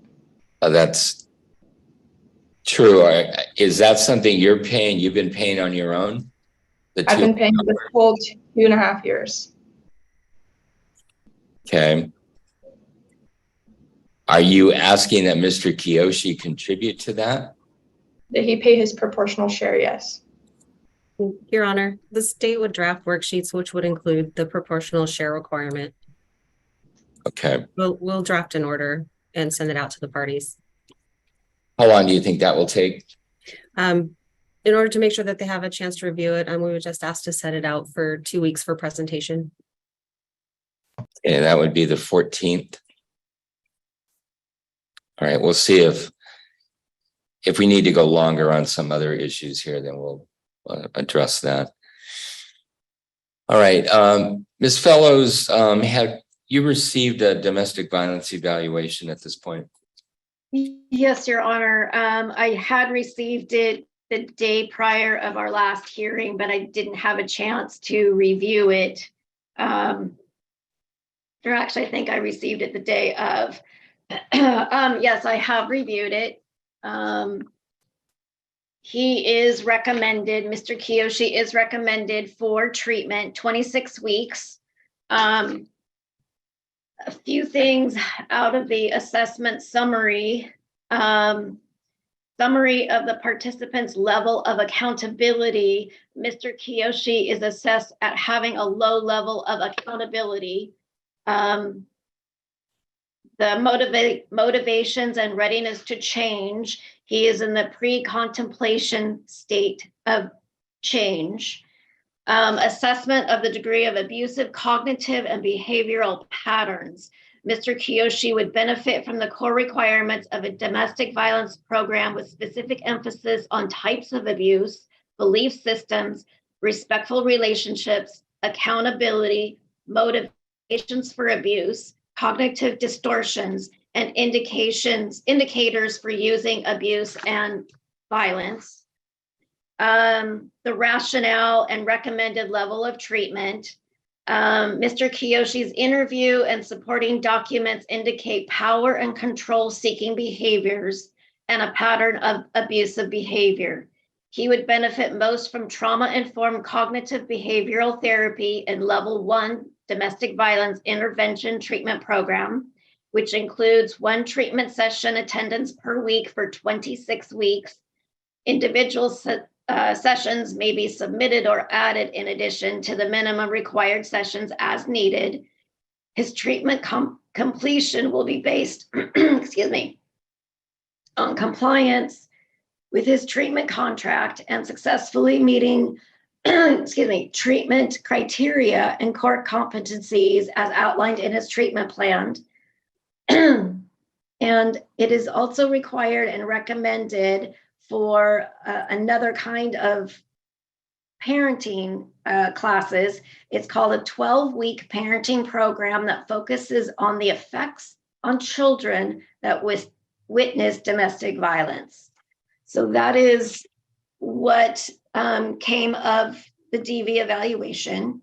So I'm not exactly sure when he plans on getting into treatment, starting the treatment and the 12-week parenting class.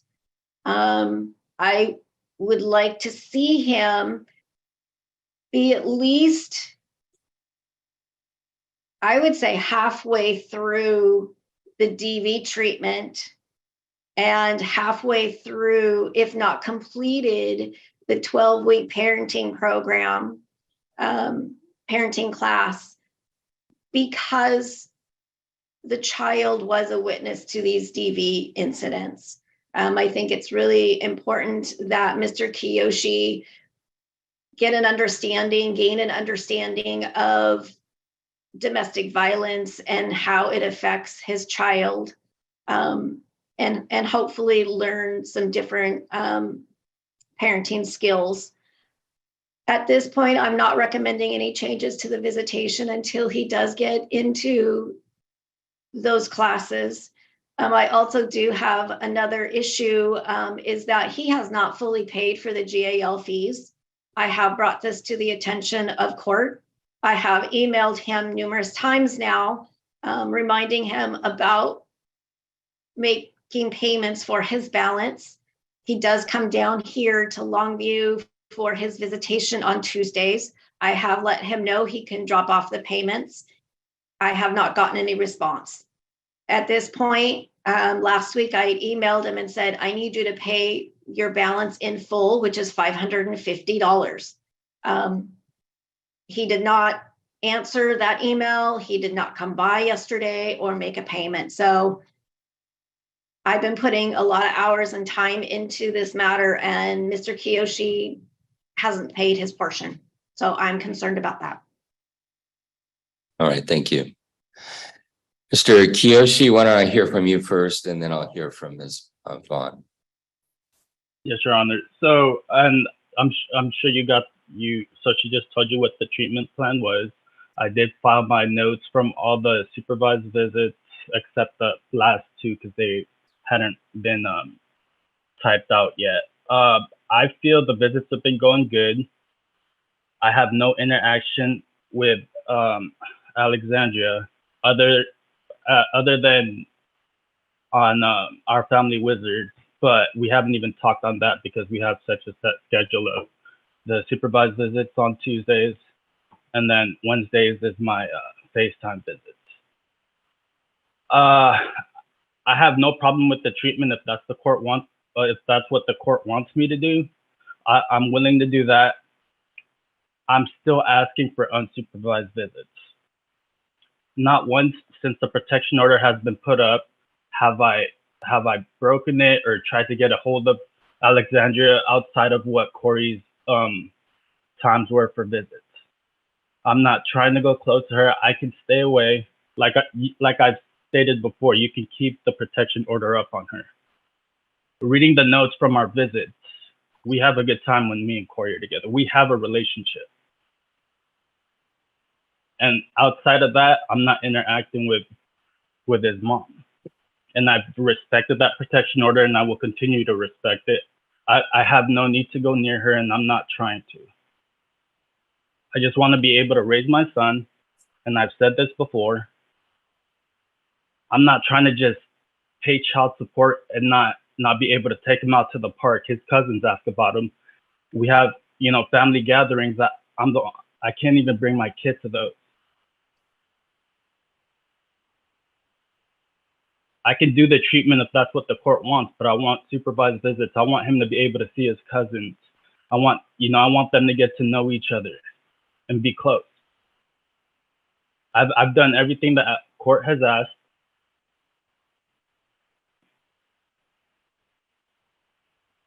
I'm not out here not trying to be I'm not going to be made to look like a bad father. I want to take care of my own son. Okay. I've done what the court has asked, and now I got another 26 weeks, and then on top of that, the 12 weeks of the parenting classes, which if that's what the court wants me to take, I'll take. But I'm just about to be done with my monthlies next week. Done with your what? The monthlies for the AA. Okay. Our last group meeting is next week. So I have no problem trying to find whatever classes I need to do next.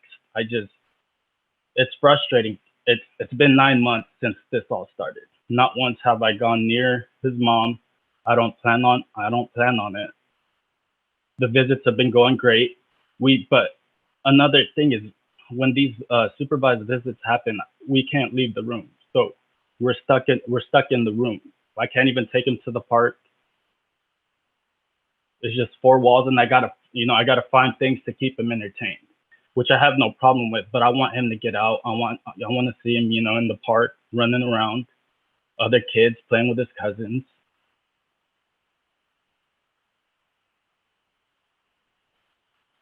Okay, thank you. Ms. Vaughn, any response? Yes, so I agree with Beth that I don't like the idea of unsupervised until he's at least halfway through this DV and parenting class program. I do understand that he had said in the past that he did a parenting class, but this one is specific to our case, which is much more important. And even through what he just said at the moment, he's emphasizing how important his family involvement is with Corey, not his own. And he keeps saying that if the court wants him to do this treatment, he will. He's again not taking accountability into the fact that he needs these things, that he's done these things that have caused these issues. As far as him saying he has not violated, so say the protection order, no, the 1,000-foot radius thing was not in place until he showed up at my house twice, not once, but twice. So that is an issue. He, again, is downplaying that. And he is almost done with his treatment program, but he has it's felt like he's scathed by in that program, where he's done like bare minimum. He's got behind, he's almost got discharged twice, and then he's just caught it all up in 1 week. So there's an issue with consistency there still, which I am concerned about even going into this next set of treatment. I kind of want to see that he's actively keeping up on what the court has required of him, not that he's kind of doing bare minimum and sitting back and just hoping for the best and asking for more, that he's actually enthusiastic about doing these things because they do matter. They matter to our future, our son's future, what co-parenting looks like, the protection order is in place because he hasn't acknowledged that he has damaged our family and our relationship in these bonds by being domestically violent and having an alcohol issue. So I do agree with Beth when she said that she wants to see him about halfway through this treatment program successfully before considering unsupervised. Right. All right. Ms. Fellows, first of all, would you mind emailing that evaluation to my email? I'd like to look at it. Yes. Can I also need Are a you able copy to of do that? Okay. I'm not sure if the mom has gotten a copy. I have not been served a copy. Okay. Or if you'd rather, you could file it with the court under seal. I don't know that would not get to Ms. Vaughn. I think Ms. Vaughn is entitled to look at it also. Okay. So shall I email it to both of you? That would be fine. So let me start here. I've read the visit notes regarding the supervised visits, and they are glowing, if anything. Mr. Kiyoshi shows up with a new set of toys every time he engages. Corey enjoys seeing him. Corey doesn't like it when Mr. Kiyoshi leaves and they have to be separated. So I want to acknowledge that. I've read that. That is extremely encouraging to me. And I'm going to keep that in mind going forward.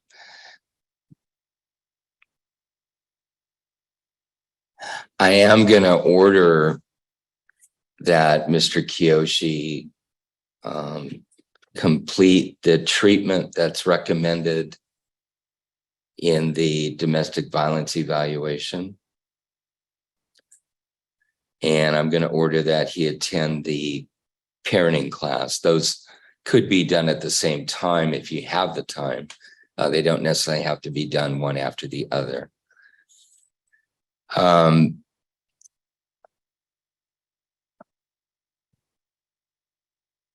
I'm not going to order unsupervised visits at this point, but I think we're getting very close to that point. And I know we've had some hiccups along the way. Ms. Vaughn's statements are correct that there were some issues with compliance with the treatment, but those worked themselves out.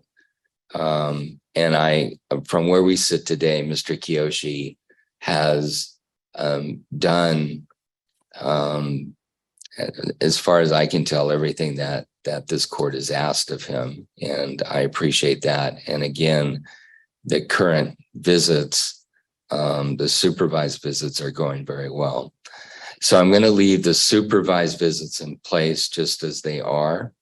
And again, through those, it looks like Mr. Kiyoshi is very conscientious about making sure he has no contact with Ms. Vaughn. And so continue to do that unless it looks like you are communicating or can through the parenting app that you have. I'm going to set this out a month, and I'm expecting at that time, Mr. Kiyoshi will be checked into the treatment that's recommended and perhaps the parenting class. I'd like to read more notes of his visits with Corey and then see if we make any kind of move at that time. Okay. All right. So I had one more thing to add, Your Honor. let me just state that date is going to be June 28th. And I think, why don't we put the child support orders over to that date also. So we'll do everything on June 28th. Okay, Mr. Kiyoshi, go ahead. So we have our supervised visitation set on Tuesdays. For the month of June, I do have the schedule change for the month where I'd be off on weekends, Saturdays, Sundays. So if we can schedule the visits to that, if his mom would be all right with that. Does the facility provide for that? No. I don't know if the facility. Sorry, Your Honor. I know that Parents Place is not available for weekend visits. So you work 5 days a week then, weekdays? Yes, for June, and then I'll go right back to my old schedule. So we just got to figure out if there's a place where we could do visits on Saturdays or Sundays, and then I do that. I just wanted to put it out there so the court knows that I have a schedule change. Your Honor, I think the previous supervisor that we were going through, Barbara Brandhorst, she was doing Sunday mornings. If maybe we could get back in contact with her for this month. And you'd be agreeable to Sunday mornings? Yeah. Okay. I do think we might even allow more than 2 hour window as well. I do think it makes sense to up his parenting time if it's a possibility, but I knew with Parents Place schedule that wasn't an option. But if Barbara is willing to do 3 hours, I would be happy with that as well. All right. Mr. Kiyoshi, do you have a way to get a hold of Ms. Brandhorst? Yeah, I do. I think I could get a hold of her, but I'm gonna try to find something else just because that was 100. Right now I'm paying 50 an hour. At the first visitation facility, they were charging 100 an hour, and I can't afford that. Okay. I believe Barbara was $50 an hour, and a Parents Place is $25 an hour. Is it? Okay. All right, Mr. Kiyoshi, I'm going to leave it to you to get a hold of Ms. Brandhorst. Okay. Sounds like Sunday will work, and it sounds like more time will work, and I'm in favor of all of that. Okay. Yes, sir. All right. So we'll be back here on June 28th. If there's some glitch, I guess, in the supervised visits, you can note this for a hearing before June 28th so we can address it. But I'm hoping everybody can work together to make this work. Okay. Your Honor, if I may. Yes, please. the GAL fees that the father Oh. owed, $550. Yes, I'm sorry I didn't address that earlier. Mr. Kiyoshi, any comment on that? That needs to be paid. It will be paid, Your Honor. I have a lot of bills. I thought we just got the child support set up, but I guess it's not finalized yet. I'll pay. I'll get it paid. All right, I would like that paid by the next time we get together, okay? Yes, Your Honor. Thank you, Your Honor. All right. Thank you both. Good to see you. Thank you. We jump into the digital file here. Let's see, and do I have Ms. Vaughn present? Yes. Good morning, Ms. Vaughn. Thank you for being Morning. here. And Mr. Kiyoshi, Yes, ma'am. there you are. I have two, there's so many people. I have two Zoom screens, so making sure I can find everyone here. There we go. Okay, so I believe orders were submitted. Ms. Looney, I do see the proposed temporary child support order. I'm just looking at the last notes when Commissioner Nelson saw you all. He at that time did adopt the proposed child support worksheet. And so my understanding, it was just set on today for presentation. That's correct, Your Honor. Is that correct? Okay. And then I also have a note that Mr. Kiyoshi was to pay the GAL fees by today's hearing. So just checking in to see if that's been accomplished. Yes, Yes, Your ma'am. Honor. He did come by yesterday afternoon and he paid his portion in full. Great. I appreciate that, Mr. Kiyoshi. Thank you for being timely with that. Yes, ma'am. So let me go through my stack of orders here. All right. So what I have in front of me is the temporary child support order. And as I understand it, Commissioner Nelson did already approve this. Is there any discussion or objections that I need to hear regarding this temporary child support order? Yes. So I'm not 100% sure. She sent me the worksheets and the support order. So from what I'm understanding, looking at it, is that he would be paying $622 for child support, and then he would also be paying his proportional share of our childcare expenses, which would be $120 a month. But that is to be paid separate to me directly, not garnished through his wages.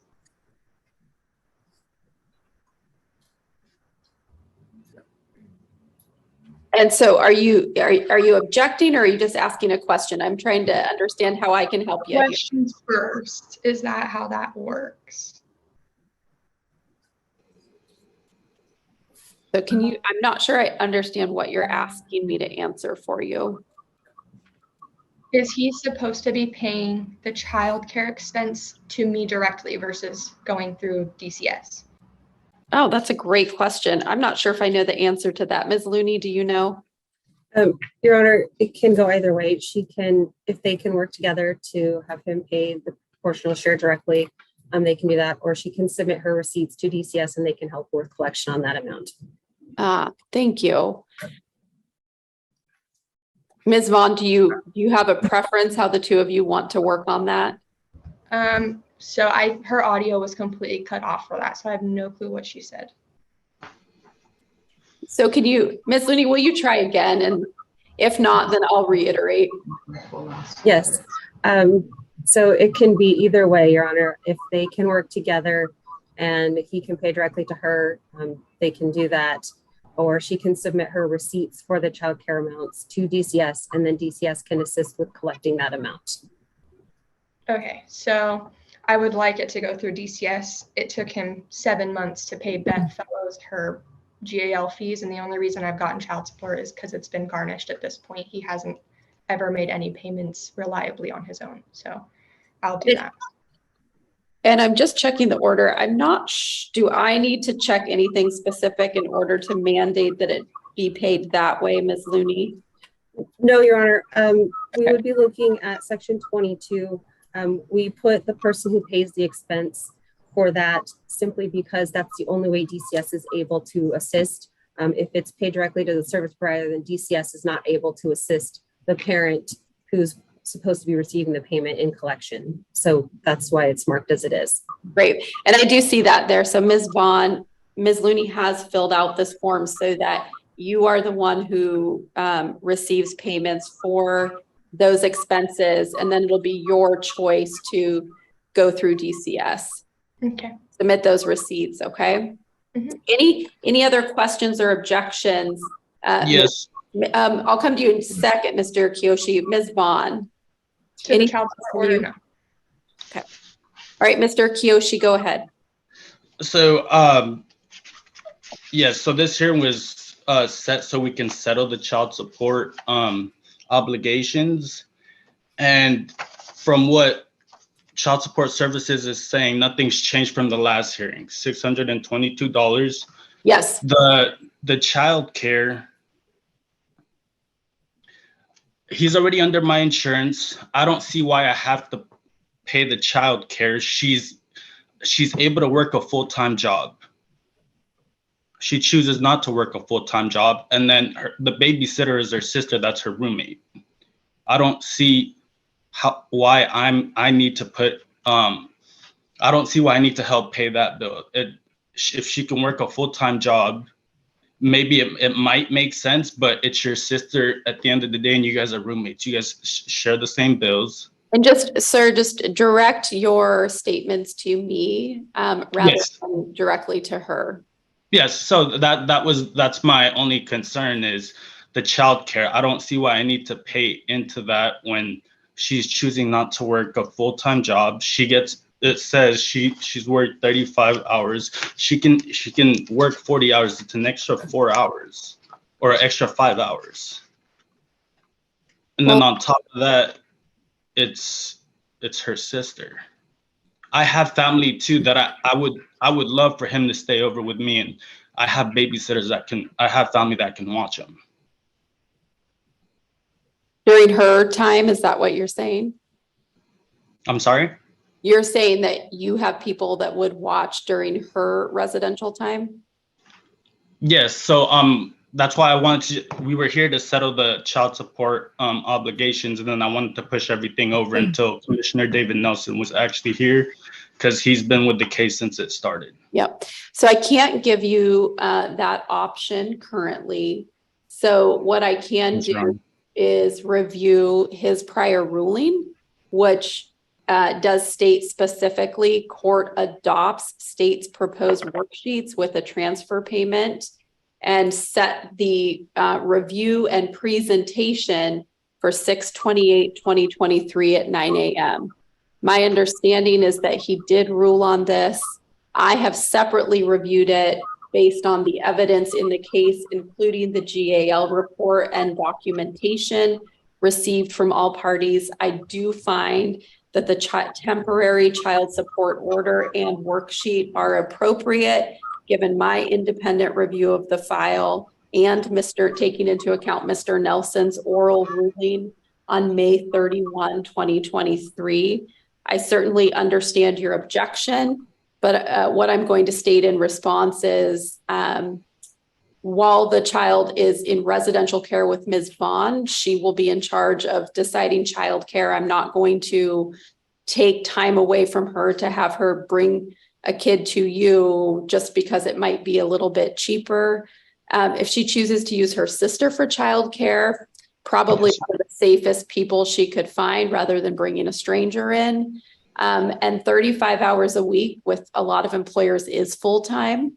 Yes, ma'am. So I'm not going to find any merit to your objections at this time. I'm certainly also, though, not taking away your right to make these arguments at trial when you get to your request for full permanent orders, okay? Yes, ma'am.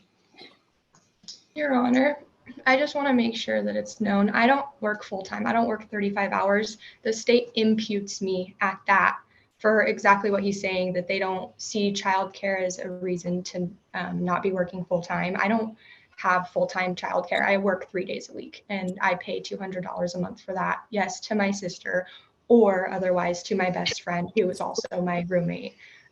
It's been discussed several times over the last several hearings that I do not work full-time. They are imputing me at full-time. So just that.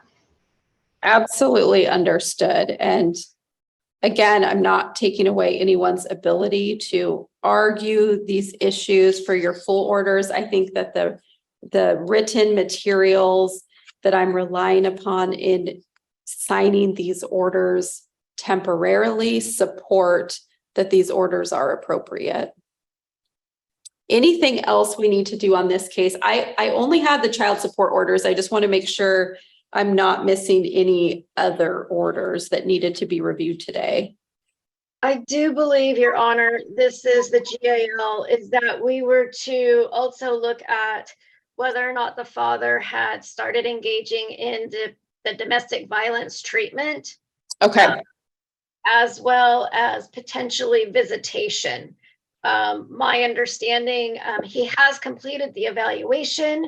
There are treatment is recommended, but at this point in time, my understanding is that he has not started engaging in that treatment. Okay, thank you for bringing that up. I do also see that in the clerk's notes from the last hearing of May 31st. So yes, at that time, Mr. Nelson did rule that you were to complete recommended DV treatment and parenting classes. Until that occurred, the court was denying any unsupervised visitation. So Mr. Kiyoshi, what can you tell me about the status of those? Yes, ma'am. So I started the 12-week parenting program. This is why I want to settle the child support and then just present everything to Commissioner David Nelson because he knows the case. But I have started my treatment, my 12-week parenting program, and the DV treatment, evaluation treatment is also set in motion. I found a place locally, but I paid the transfer fee to transfer the assessment to Olympia from Spanaway.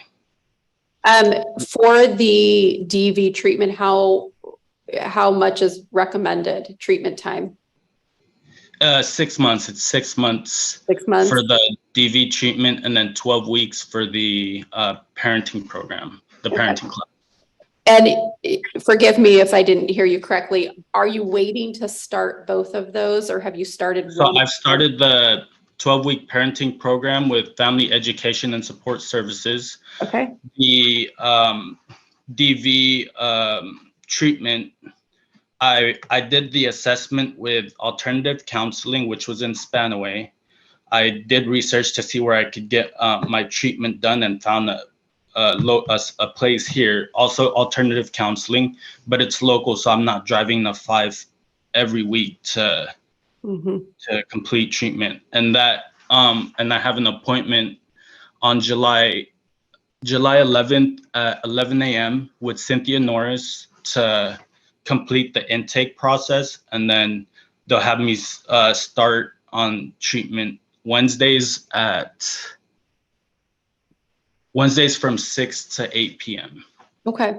Here's my thought, and I'll make sure this is something that Ms. Fellows agrees with in terms of we can actually do this. My thought is, I understand that you're requesting unsupervised visits. I wouldn't be inclined to grant that until we have a little more treatment under our belt, but I do appreciate that you're starting that process. You're taking the right steps.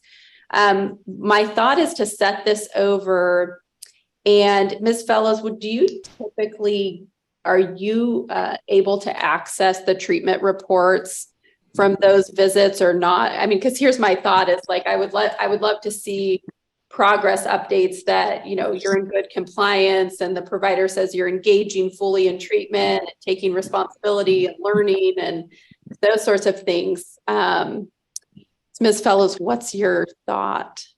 Yes, I was going to request that the father sign the appropriate releases of information so that I can access that information, compliance reports, and talk to his provider as needed to get those updates.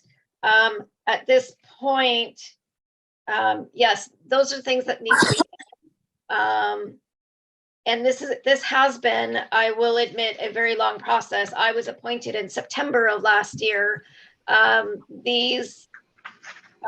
This treatment and evaluation and everything else has been ordered for many, many months now. So it's great to see Mr. Kiyoshi is starting to move forward. But we also need to have some of those at least a couple of months in treatment before looking at changing the visitation. So, thank you, Ms. Fellows. I appreciate that. Mr. Kiyoshi, I do think if you want me to, or a commissioner or judge to re-review visitation, I would make a request that you sign a release of information for those compliance progress notes to Ms. Fellows so that she can make a recommendation to the court when this comes back on. So my thought is to have you do that, and then we set this for review about 2 months out and see where we're at, and we can readdress whether a change in any visitation should occur at that time.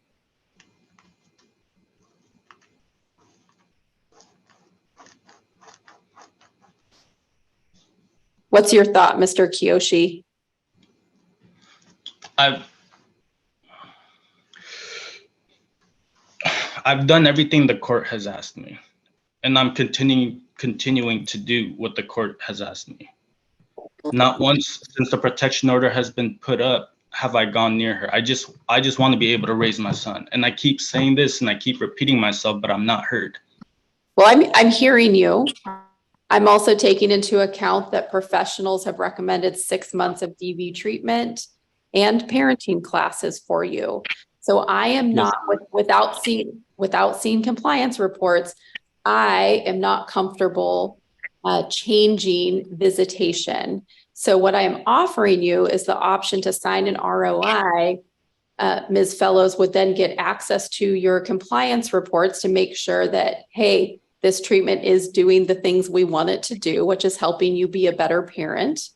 And then we come back in 2 months and we can revisit this issue. So I am hearing you. I want to assure you we're taking this in steps and follow those steps. And I think in the end, you're going to get where you want to be. We just need to follow the steps.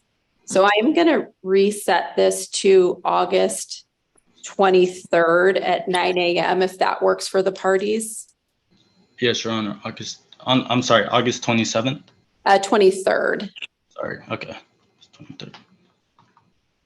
And what I'll note, depending on which commissioner is hearing it at that time, what I will just specifically note is that what we're going to be looking for is there an ROI in place for Ms. Fellows? Has she received any compliance reports? And kind of what is her take on visitation based on those compliance reports with treatment? Okay. And certainly, Ms. Vaughn, you will be able to state any objections or agreements to any changes in visitation. We would not do it unilaterally. You will still have very much a say in this. Okay. Yep. Thank you. Anything else on this case we need to address? In the meantime, he does get one virtual visit per week, which is typically Wednesdays at 6. So if he's going to be having treatments Wednesdays from 6 to 8, I'm not sure how we could work around a video visit. Mr. Kiyoshi, do you need to move the date and time of the video visits? Yes, that's simple, Your Honor. I can do my treatment and I can call him after. Let's not be here. What time is treatment over? 8. How will that, so let me just ask Ms. Vaughn, I don't know what kiddos, sleep schedule is during weeks. Are we running into any issues where we need to set it to a different date or? Well, we can't do any other days of the week because he only has Tuesdays and Wednesdays off, and Tuesdays he has his in-person visits. I work a full-time job. he's almost 3 years old. His schedule varies. Sometimes he crashes early, sometimes he stays up a little later. I can do my best to try to have him up and still in a good mood by 8 p.m., but I can't promise that every week it will go that smoothly. Certain, I think that's very understandable. And I'll just put in the minutes right now that the parties did discuss that the 6 o'clock time will no longer be feasible. The parties are going to work together to use a different time on the same date that the court has ordered. If this becomes a problem, I will issue a new order when we meet in August. Okay, so. And we do Go ahead. Oh, Ms. Vaughn, you froze just briefly if you want to start over. in the past to call before. Ms. Vaughn, why don't you turn off your video? I think you're having a bandwidth issue. Just turn off your video and just try to use the audio. And then there you go. We still can't hear you. Can you try speaking? Can you hear me now? Yes, we can.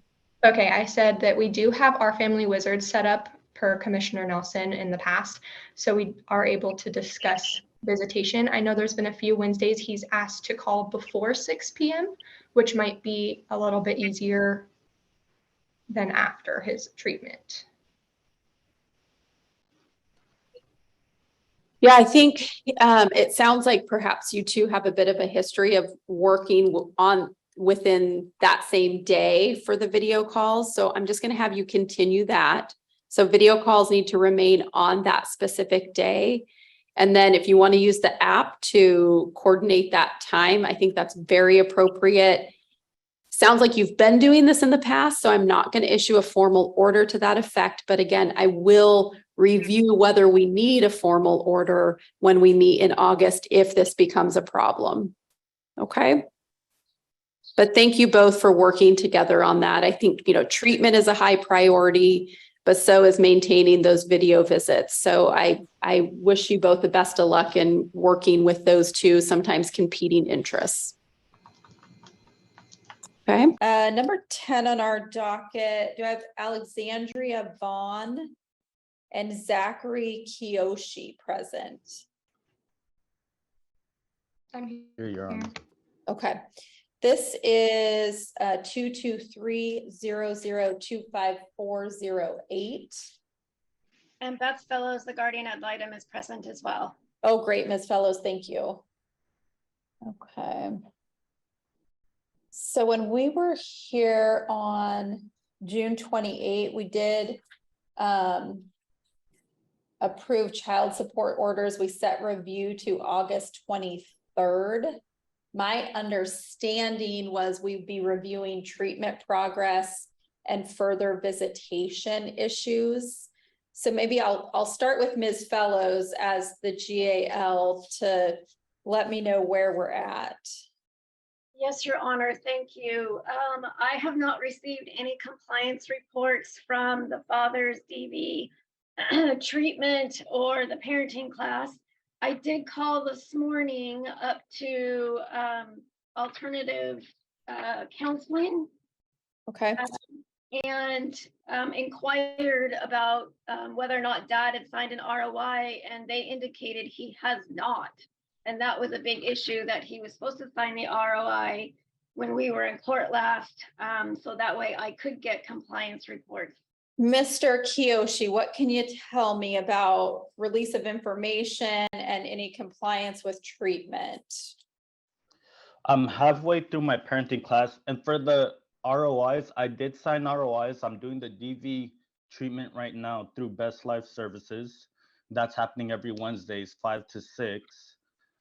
And then my parenting class, I'm doing every Tuesday, 6 to 8. And that's with family education and support services.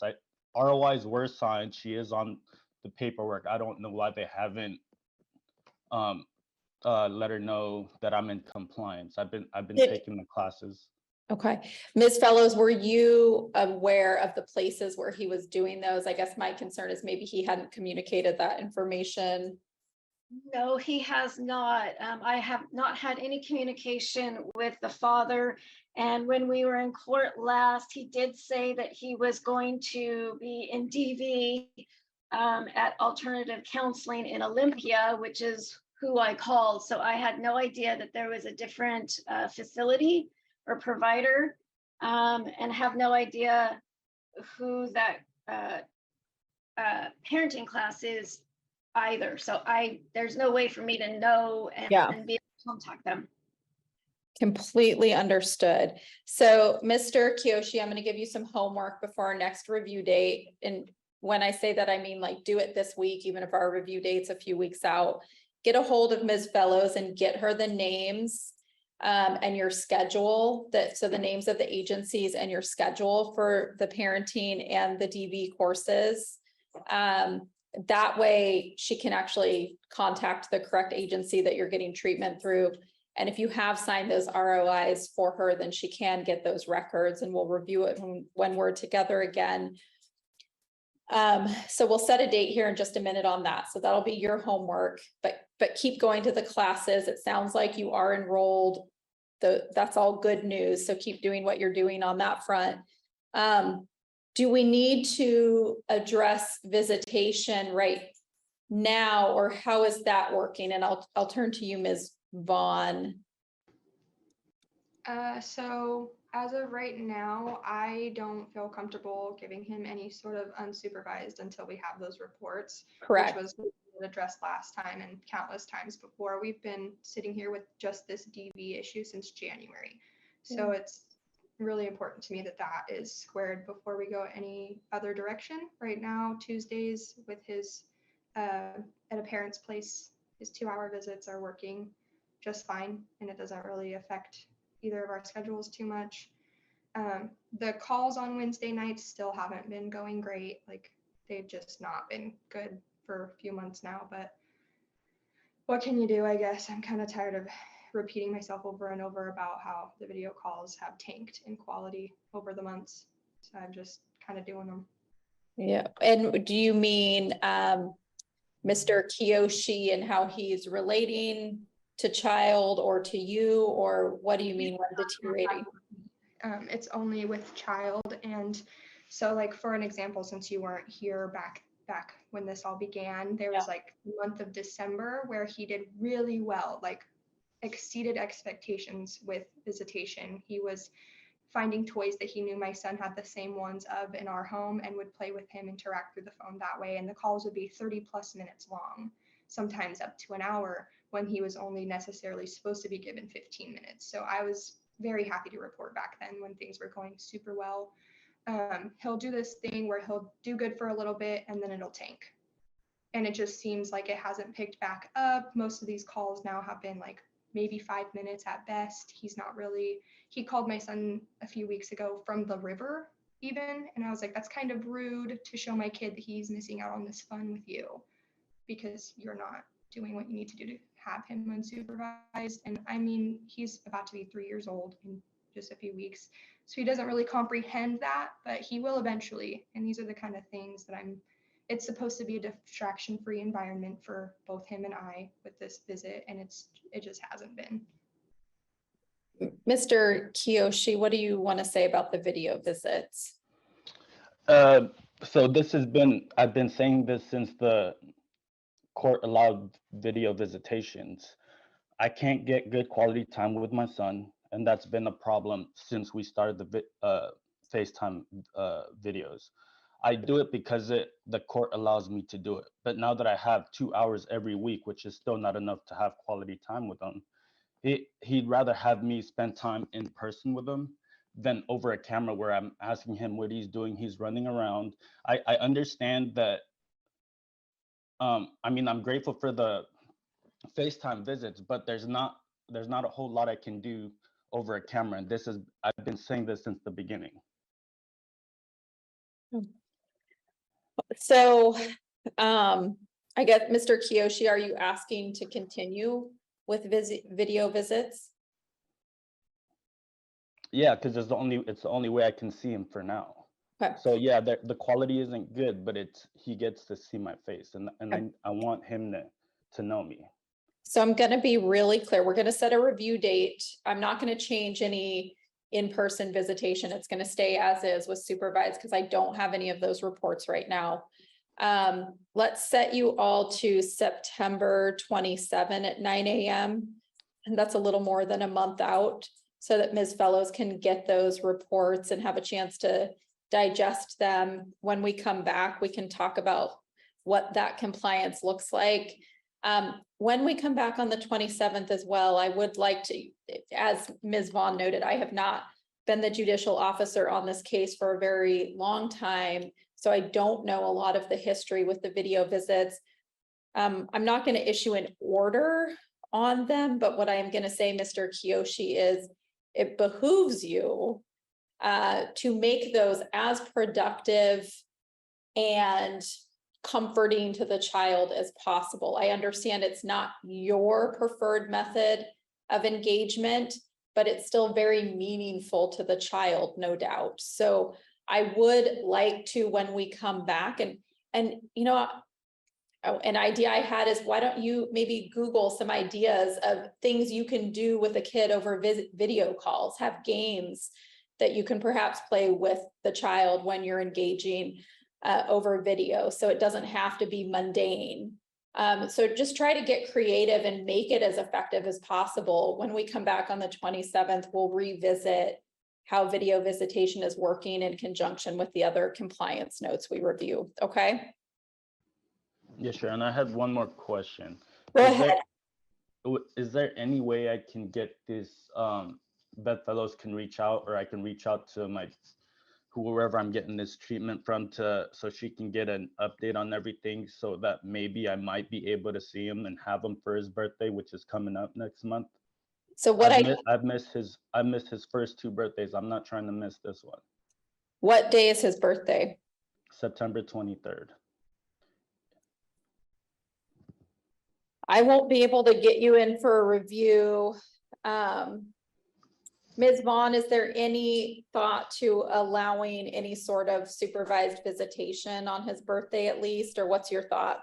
So actually, his birthday has been an issue the last 2 years, and not because of this. This has been the first year that it's actually gone well, because of the fact that we've had this separation between us. There isn't any place that will do visits on Saturdays here. I have his party already fully planned out, everything set for his party. The first year he showed up here from Colorado, like unannounced, unwelcomed. He had the whole DV thing had just happened. He abandoned me and my son. It was a big issue, and he showed up and literally ruined my son's first birthday, completely yelling about the door. Yeah, here's what I'm gonna say, Mr. Kiyoshi. I understand. I'm keeping your review date September 27th. Unfortunately, that's not gonna work out for review before the birthday. The closest, the best I can say is the closest supervised visit you have to his birthday, make that your birthday time with him. That's the best I can offer, given the history of this case as I'm reviewing it, okay? Maybe we'll be in a different position going forward after one. Okay? Yes, Your Honor. Okay, so one more thing, sorry. I have to move on. You guys have your court date for September 27th at 9 a.m. And then Mr. Kiyoshi, please do reach out to Ms. Fellows with the names of the agencies so that she can get those reports for our next hearing, okay? Okay, can I just ask one more question? Quickly. Quick, it's gonna be quick. So the next closest visitation I have, can I bring my nieces so they can see their cousin? It's still a supervised visitation. Does supervise, is it professionally supervised right now? Yes, I drive to Kelso. Do they allow that? I just don't know. Yeah, I don't, here's what I would recommend, Mr. Kiyoshi. Reach out to the supervisor and ask them. I'm not going to make a ruling on that because I just don't know what their policies are. Yes, ma'am. Thank you. Okay. All right. Thank you both. We'll see you back on the 27th. Thank you, Ms. Fellows. Thank you. Okay. We're going to go to number 13. This is Alexandria Vaughn and Zachary Kiyoshi. I believe Ms. Fellows is on this one. Yes, Your Honor. Okay, let me just pull this up. I have this on for a review hearing for compliance of treatment and video visits. When we were together last, I did leave visitation, kind of status quo. Maybe first I'll turn to Ms. Fellows to fill me in on where we are at, and then I'll turn to the parties. Yes, Your Honor, I have some great news to share. I'm thrilled to say that the father is fully in compliance with his DV treatment and with his parenting class. He started DV on 8/16, and he has made sure that his provider is providing me with compliance reports. And then his parenting class, it's a 14-week parenting class. He started on 6/27. It is an MRT curriculum, moral recognition therapy. And it sounds like that's going really well. He had a session last night, and his provider emailed me saying that he was present and he's doing extremely well. Both providers are saying that he is engaging, participating, and doing the homework and things like that. So I am exceptionally thrilled to share that with the court, and would say kudos to Dad, to Mr. Kiyoshi. Regarding the visit, my understanding is that they continue going well. The supervised visits at parents' place, they continue going well. And I have some thoughts about trying to move forward with the visitation. I would like to see at this stage some unsupervised visits. I am wanting them to be somewhat restricted still, but be allowed to be unsupervised. So I would, my thought is to basically do the 2 hours on Tuesdays, basically same time, because that seems to work for both parties, and have that unsupervised. That he provide me, the GAL, with an itinerary of where he's going to be during the visitation. So that way I could potentially do a drop by, just kind of observe and things like that. And do that for a period of time. He did just start DV treatment in August, so he's about a month and a half into it. So I would like to see a little bit more. But I would think, my thought was, is that that's a good starting point. And would like to basically see increases probably at a pretty good forward motion, since he is in treatment and we are moving forward. So that's my thought. Well, I think overall, Mr. Kiyoshi, that's great news. So thank you for putting in that work. Ms. Vaughn, let me first ask you, obviously, you know, this is kind of a step-by-step process. How are you feeling about the recommendation to allow the 2 hours on Tuesdays to go unsupervised with itinerary given to GAL for now? So we already use our family wizard. It was ordered previously by Commissioner Nelson. So I think that I should also receive an itinerary of where they're going to be, just so I have tabs on my child. That way they're not just, you know, because if he wants to leave, say my kid doesn't want to spend more than 30 minutes at one place. Can you speak up? Just, I'm having a hard time hearing you. Can you speak up a little bit? Sorry. We already have communication through our family wizard in regards to Corey. So I think the itinerary, Beth has access to our family wizard as well, to our account. So if he can just put the itinerary to me and her on our family wizard, then if anything happens, you know, my kid maybe doesn't want to stay at this one place for 30 minutes. Maybe he's not having a good time there. Then he can communicate through that, letting us know if he's going to be moving places in real time, rather than calling one of us up saying, hey, he doesn't want to be here. What do I do? So as long as there's that communication, I don't have a big issue with it being unsupervised.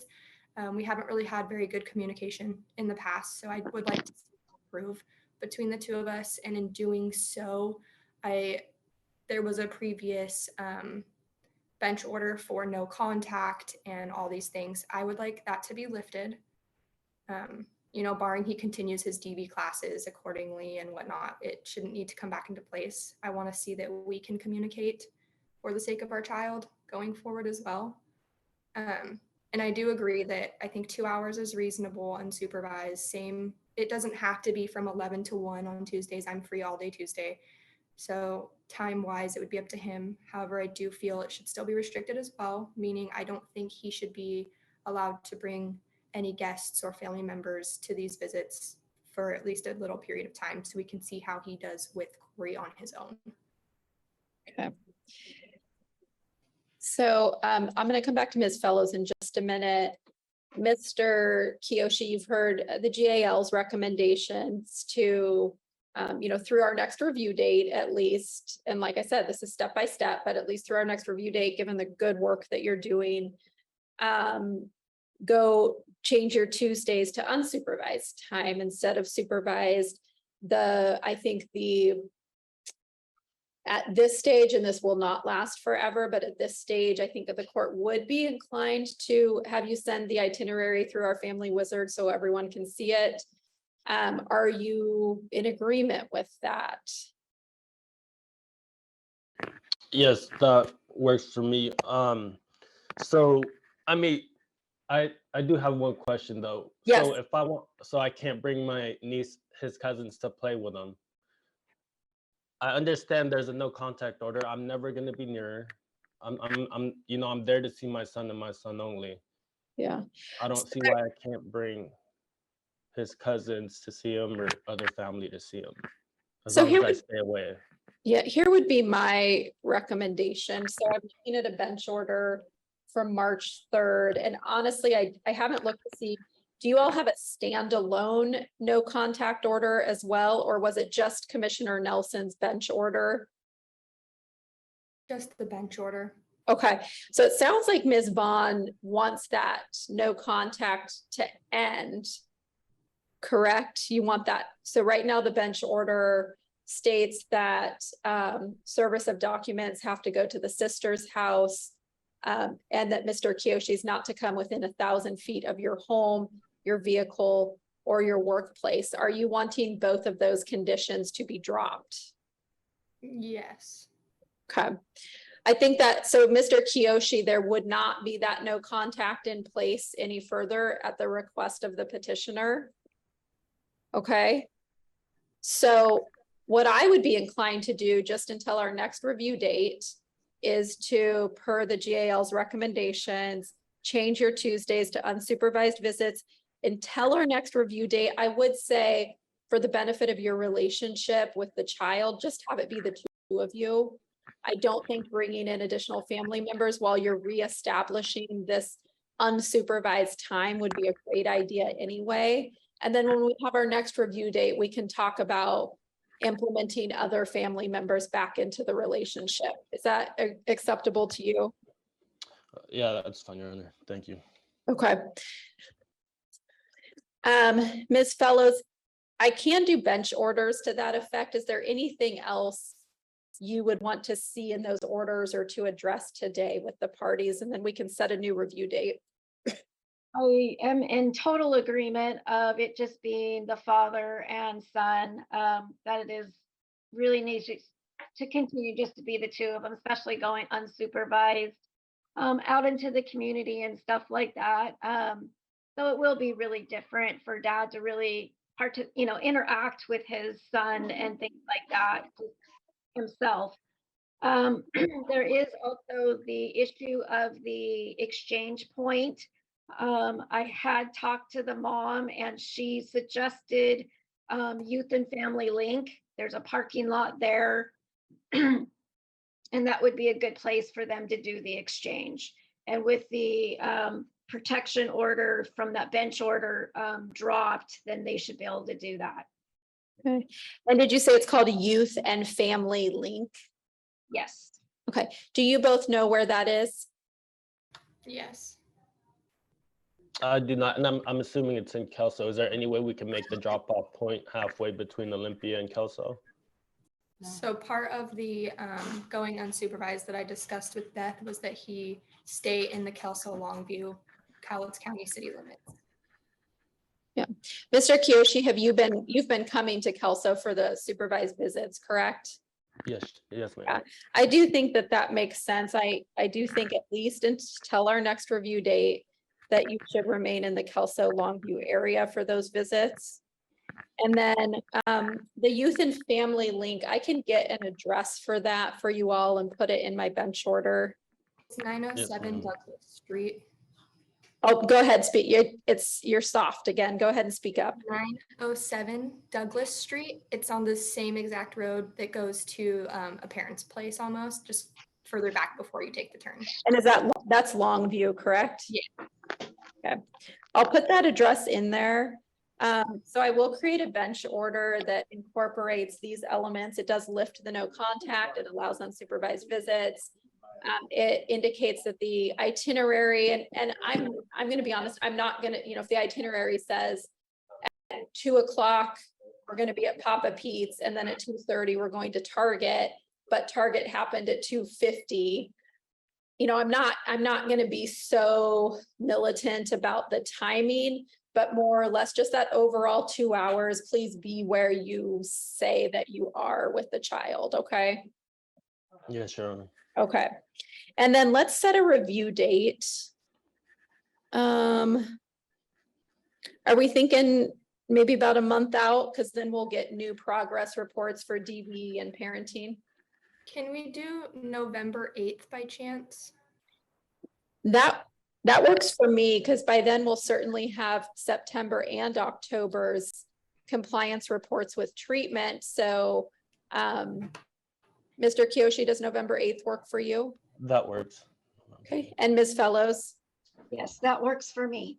Okay, so we'll do November 8th at 9 a.m., same docket, and I'll get that bench order like I told other parties. Today is a busy day, so I may not get it done today, but I should have that in your court file by Friday. Your Honor, it just slipped my mind. I do have a vacation I'm taking, and I'm going to be gone from the 8th to it's going to be a week, the 8th to the, I think, 16th. 16th. Yes. So that would put us into, or do we have docket the day before? Can we do it at the end of November? We do it on the 22nd. So that we could put you to November 22nd. That's the day before Thanksgiving. I don't know if both of you would be free. I can do that, Your Honor. I can also do that. And then I had one other matter I wanted to address. Ms. Fellows, would that work for you? Yes, it does, Your Honor. Thank you. Okay. All right, Ms. Vaughn, go ahead. So at the beginning of all of this over a year ago, I had one specific request. His father has possession of a box of mugs. I know that sounds silly, but they are my late father's. And I asked for him to locate them and have them returned to me multiple times, which he said he would work on, and it hasn't happened. So I would like to get that back if that's possible. I don't have anything in front of me about this. I believe you when you say you requested it. I know your case has been going on since well before I was involved. Mr. Kiyoshi, is this something that you know about and something that you have? She's asked about it. I got to find the mugs. I moved up here pretty quickly. So my son is what I'm here for. I'm not here for mugs. So see if you can find those. It's in the clerk's minutes now. So maybe when we're back on the 22nd, and because the no contact is now dropped, the two of you can have some communication about that. Okay. Yep. Okay. Yes, Your Honor. All right. Thank you both. Keep up the good work. You're doing all the right things, sir. Thank you. Thank you. Your Honor. Then let me also ask, before I start going through my cases, kind of oldest to newest, are there any matters where parties expect to request continuances, setovers, or more time to respond? Yes, Your Honor. This is Beth Fellows on the Vaughn Kiyoshi matter. This was actually set for the 11/22 docket for a review. I'm not exactly sure. I think on the bench order you wrote in 10/25, but that's not what's in the clerk's minutes, nor is it what's in my notes. So I did review this beforehand.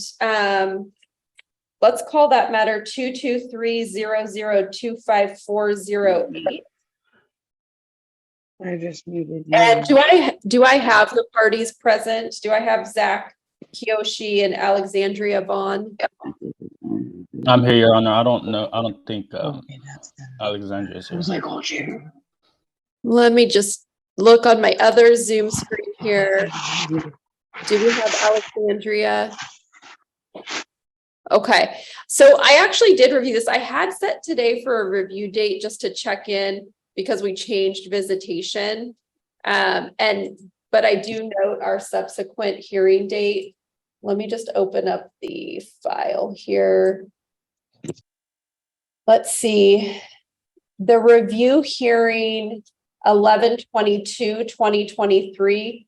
We'll just leave that in place. But I had set today as a review just because we had at the last hearing allowed unsupervised visitation, which was new. So I was wanting a sooner review. But I don't see Ms. Vaughn here. So Ms. Fellows, unless you think there's an immediate emergency issue we need to address, we'll go ahead and just strike today and keep the November 22nd review. That sounds good, Your Honor. I'm not seeing any issues or hearing of any issues. So striking this matter and just reviewing it on 11/22 sounds great. Okay. Mr. Kiyoshi, anything you need to address with the court? Yeah, I was tracking on the hearing in November, but I got paperwork saying there would be a hearing today, and I wanted to ask if I could get more time. I didn't know if she was tracking on this hearing or not, but that's what I was going to bring up today. Okay. Is that the 2 hours is not enough? It's getting cold, and me staying in Kelso, there's not a whole lot for us to do indoors. Okay.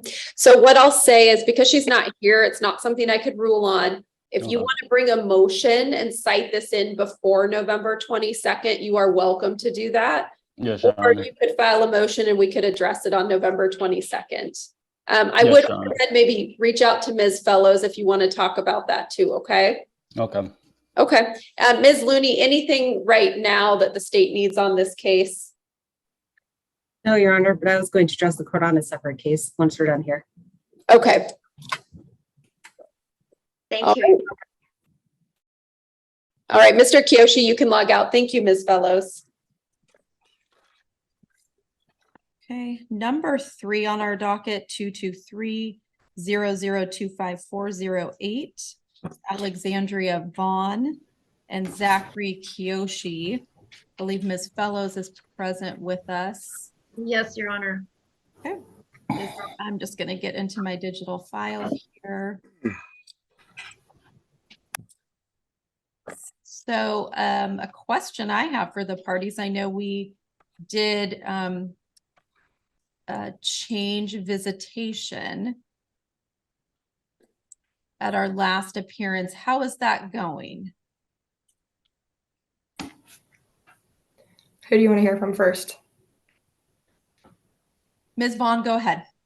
Okay, so the very first week of visits, I obviously had a lot of anxiety about him being with his father unsupervised for the first time, and he had provided a kind of vague itinerary, but at pickup or drop off, I should say, I asked him to specify locations, like places rather than a park kind of thing. And he had said he would be at the park across from the Youth and Family Link building, which is Vandercook Park, or not Vandercook, Victoria Freeman Park, I believe. So when he was supposed to be there, I had called my sister who lives across the street and asked her to check outside to see if Corey was out there with his dad. And she said that no one was there. That proceeded for the entirety of the visit. He never showed up at that park like he was supposed to be at.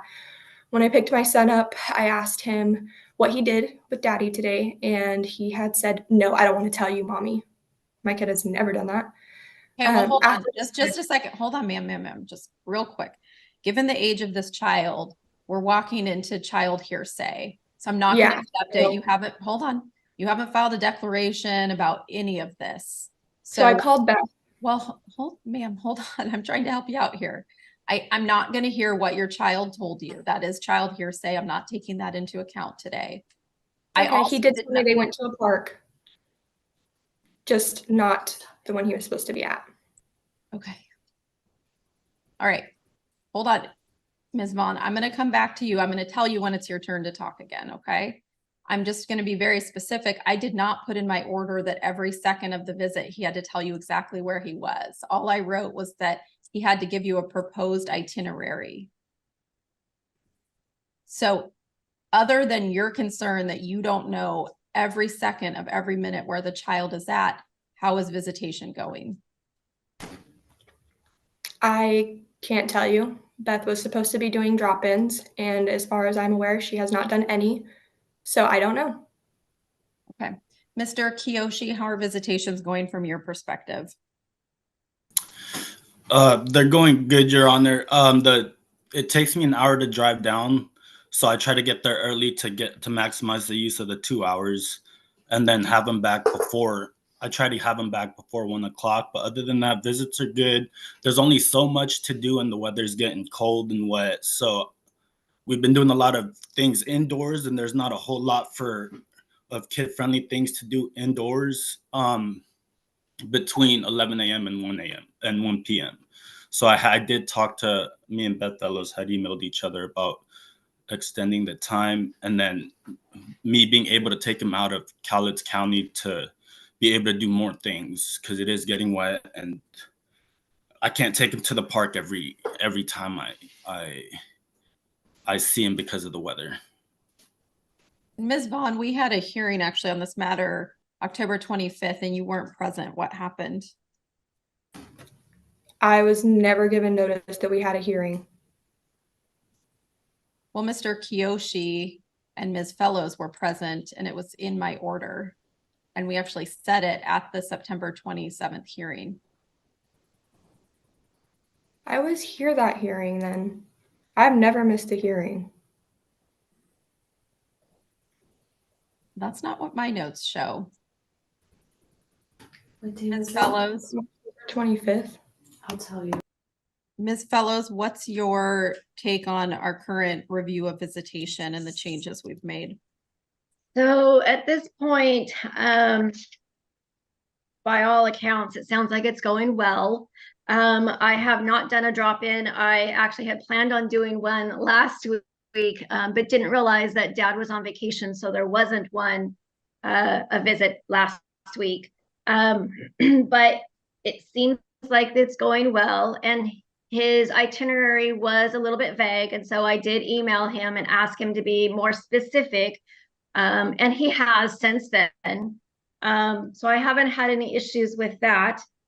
Regarding compliance and services,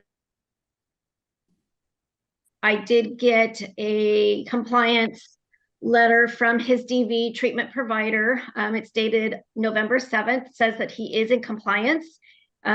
He has completed his parenting program as well. So there's no issues about that. So at this point in time, I did email the dad. I did reach out to him last week asking what he thought would be logical and reasonable as a next step for visitation. And he did respond. And he gave me, a good response. He does want like an 8-hour visitation. He wants to be able to go to his home area of Olympia, and he really wants to take Corey home. But I'm not comfortable with that because I have not yet done a home visit. We weren't at that point where I needed to do that. So after emailing with him, emailing mom, thinking about where we are, trying to be very logical about the next step, I let both parties know in an email yesterday or last evening that I would like to increase the visitation to 6 hours, go from 11 a.m. to 5 p.m., that he can go out of Cowlitz County, but not to his home, because I haven't done the home visit yet. The visit should remain only with him and his son, because we're still working on the father-son relationship and bond. Continue doing the itinerary on Monday on our family wizard, and that he transports. And I know that he really would like to have a meeting at the halfway point so he doesn't have to transport so far. But given that this is a day visit for 6 hours, I am still at the point where he should be fully responsible for the transportation. Is a 6-hour day visit on a Tuesday something that Mr. Kiyoshi, you can do with your work schedule? Yes, I'm off all day Tuesday, so that would work. Like Ms. Beth Fellows was saying, I just was trying to see if we could meet halfway, so I'm not driving an hour. I leave an hour and a half early just in case traffic jams up, because it is I-5. And then another thing we talked about was the father-son relationship. My only concern with that is we've done the supervised visits. I've turned in notes from the supervised visits, and it shows that me and my son have a good relationship. I don't understand why it still needs to be just me and him. I understand not bringing them home until the home visit is made by Miss Fellows, but the fact, like, I can't even take my son to go on the play date with his cousins at a park away from home. It's not going to be in this house, at a park away from home. I don't understand why I can't start introducing him to my side of the family. And they showed up to his birthday party, which was supervised by Parents' Place. He had a good time there. There were no issues. I don't understand where he's going to get overwhelmed by family is coming from. I get staying away from home. Why can't he meet his cousins at the park and play for an hour or two? And Mr. Kiyoshi, you reside in Olympia? Yes, ma'am. Okay. All right, Ms. Vaughn. I am inclined to increase visitation to the 6 hours. I will talk about location. I am going to, at this time, decline for child to be taken to father's home, but will 6 hours from 11 a.m. to 5 p.m. work for the child's schedule? It does interfere with his nap schedule, which he goes down between 4 and 5 p.m. So I had messaged Beth back saying 4, maybe 5 hours would be easier to manage with his routine than 6. Mr. Kiyoshi, would 10 to 4 work for you?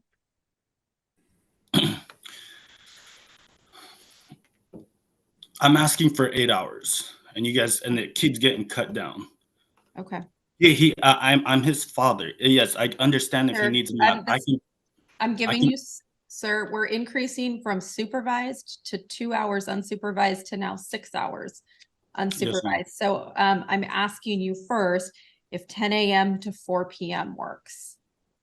Yes, yeah, that Okay. works. So I am going to issue a bench order that increases unsupervised visitation from 10 a.m. to 4 p.m. on Tuesday. I will increase where he can go. So I'm not sure the timing really works out for him to be taken back to Thurston County. My preference would be that any indoor playtime, which it seems like that's the big concern for winter, certainly can be accomplished in Cowlitz, Clark, or Lewis counties, which are the adjoining counties to Cowlitz. So I think for right now, that is appropriate. It keeps child close to home. Then you're not driving an hour and a half back to Thurston. I'm not saying we don't get there eventually, especially after a home visit, but then this is at least a start, gives you more options for indoor play, especially in Clark County. I'm still going to have you provide the itinerary to Ms. Fellows and Ms. Vaughn. I will allow in public locations like indoor play areas and outdoor parks for cousins to be present for these visits. I do think that's appropriate at this time. I take into account that he's fully completed the parenting program and that he's in full compliance with his DV program at this time. Anything else, Ms. Fellows, that we need to address in a new order from your perspective until we meet again? Not that I can think of. I am, my understanding was that mom went in the morning on Tuesdays. So I just want to make sure that she's able to get Corey to the drop-off point in the mornings. Are you able to get the child to the drop-off location by 10 a.m. on Tuesdays? I do have therapy. I'm being treated for PTSD from 9 to 10 a.m. every Tuesday. So it will enter that. PM or AM? AM, 9 to 10 a.m. Okay. Well, then I think we just have to go back to 11 to 5. I understand that that's going to probably interfere somewhat with a change in nap time, but I think that's just where we have to be at to balance the interests of Mr. Kiyoshi, child and mom. So we'll do the 11 a.m. to 5 p.m. on Tuesdays. Let's set a review date for this. How far out do the parties want to go? I don't see a reason to change from this until he's completed his DV classes. Well, my preference would be we set something after drop-in visitation has been done by Ms. Fellows and a home visit. So maybe I'll ask Ms. Fellows, should we be looking into January for a review date to get both of those things done? Yes, that's what I would prefer. Okay. And then in January, are we still, yeah, we'll still be at 9 a.m. on Wednesdays. Okay. What if we set this to January 17? So it gives parties about 2 months to get all of those things done. And I would, if the parties are going to argue for or against a change in this, it would be really helpful to have declarations or other materials rather than just coming to, so I can read those ahead of time, rather than just coming to court and telling me things that I don't have any documentation to support, okay? Oh, okay. So January 17, 9 a.m. And it will, for Ms. Fellows, you may already know this, it'll be in front of Judge Evans starting in January. Yes, Your Honor. Okay, great. So is the bench order that you're going to write, is it going to be about the adjoining counties? So Cowlitz and then adjoining Clark and Lewis? Yes, I'm going to include that those visitations can include Cowlitz, Clark, and Lewis. Okay. Okay, anything else we need to do today? So can anybody tell me what the hearing in October was supposed to be about? I have our bench order from September and it says our next review is November 22nd. So I have no clue what that was supposed to be for. I have a review date in the bench order as October 25th, 2023. Mine says I believe, Your Honor, I think what had happened is you had set the review date for today, but when you wrote the bench order, you put in that October 25th date, I believe is what happened. And so I knew about it. Apparently the dad did, but the mom did not. I think it was mainly because in that September hearing, it was not announced that there was the October hearing. Okay. So Ms. Vaughn, it wasn't a bench order. Mr. Kiyoshi was present. Ms. Fellows was present.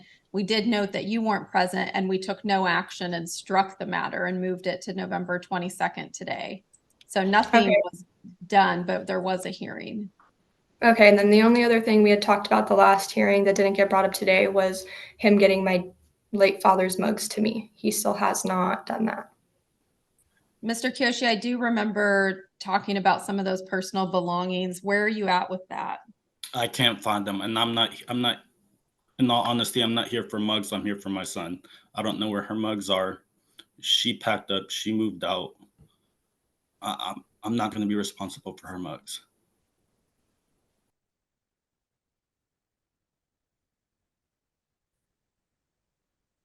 Okay, well, this is a petition for dissolution. As part of that, personal property is at issue. So we'll have to leave that as a contested issue for trial.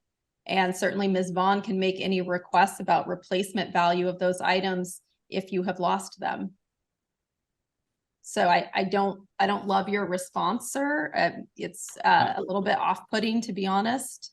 Yes, Your Honor. She does have the absolute right to ask about her personal property in a dissolution proceeding. Yeah, I understand that. So saying that you're not here for that is not okay. Yes, Your Honor. So we'll leave that as a contested issue when this matter goes to trial. Again, Ms. Vaughn, you'll be able to ask for those items. If they're not able to be found, you can ask for the value of them. And I understand there's some sentimental value there. Yeah. Okay. All right. Thank you both. We'll see you back on January 17th. Thank you. Your Honor.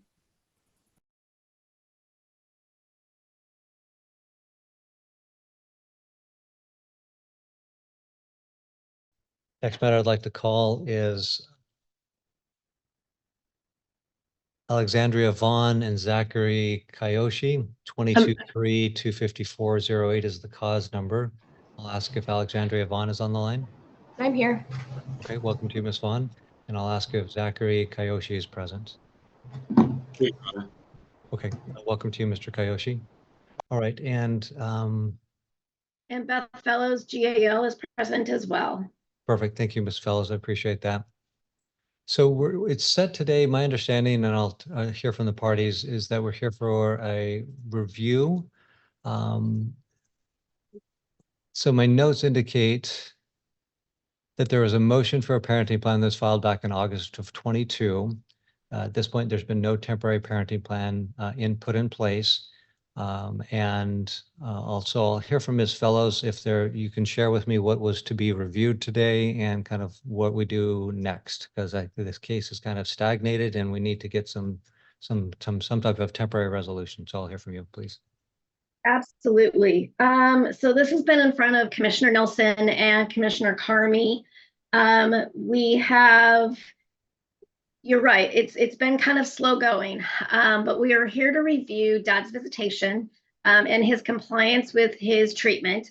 He is in treatment with DV or for DV. And so I can report that I have been getting the compliance reports on a monthly basis. I have had contact with his treatment provider as of the 9th of this month. I wanted to find out how much longer he had to go. At that point on the 9th, he is at level 1, which is where he was. He had a minimum of 24 weeks to do. At that point, he was at 16 weeks. So he basically has 8 more weeks to go as of the 9th. So that should actually be probably about 6 weeks now. The compliance reports are very positive.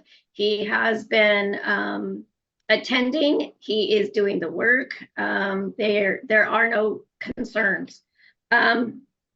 His visitation has been slowly increasing since he has been in treatment. He has also, just to let the court know, he did complete substance use treatment. He's also completed a parenting class. So this is like the last piece that he needs to finish. His visits started off as video visits. Then they went to professionally supervised for 2 hours every other week. Then they increased to 2 hours every week. And then it went to unsupervised in October of last year. And he was allowed 2 hours of unsupervised time, and he had to provide an itinerary via our family wizard. And then in November, I'm looking at my notes here, November, it increased to 6 hours unsupervised time, but he had to remain in the Clark and Cowlitz and Lewis counties. And so that's where we are regarding his visitation right now. He does live up in Olympia, and mom and the child live down here. So he travels down here for the visitation. He has been providing the itinerary. I have been able to catch up with him at one of his visits here recently. Had no concerns. I also did a home visit up in Olympia to check out his home. And I sat down with Zachary for a while and talked with him. I've also talked with mom about where we should be moving forward. After careful consideration, my thought was to move forward kind of at a slightly faster clip than mom wanted to. One of my considerations is that dad does live in Olympia. It is a good hour's drive, sometimes hour, 10 minutes, something like that. So that is kind of a distance for a little one. So I was considering looking at an overnight. And the other thing I should back up just a smidgen is that dad's days off are Tuesdays and Wednesdays. Mom's days off, I believe, are Mondays and Tuesdays. So it has made the visitation a little bit complicated. But I was like looking at the visitation that we have, trying to figure out how to move forward, recognizing dad has engaged in what he has been ordered to do. And so trying to be able to move forward. Mom is apprehensive and does not want to move forward at quite such a fast clip, going to overnights, going from the 6 hours. So her suggestion was to do 4 weeks of 8-hour visits, day visits, but where dad could take him up to his home. Dad really feels like he has done the work to be able to get the overnights. I do tend to agree that it would be beneficial for the child to at least have some familiarity with dad's home before doing an overnight.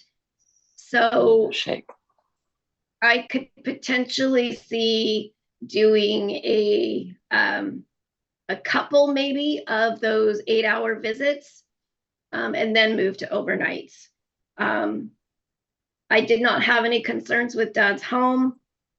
He lives with his parents, and I believe his sister and family lives there as well. There have been concerns about substance use, alcohol, marijuana, and another kind of substance called kava, which I have talked to dad about and told him that my recommendation would be that nobody would be under the influence during his time if he were to have his child there, Corey, and that he needed to talk to his family.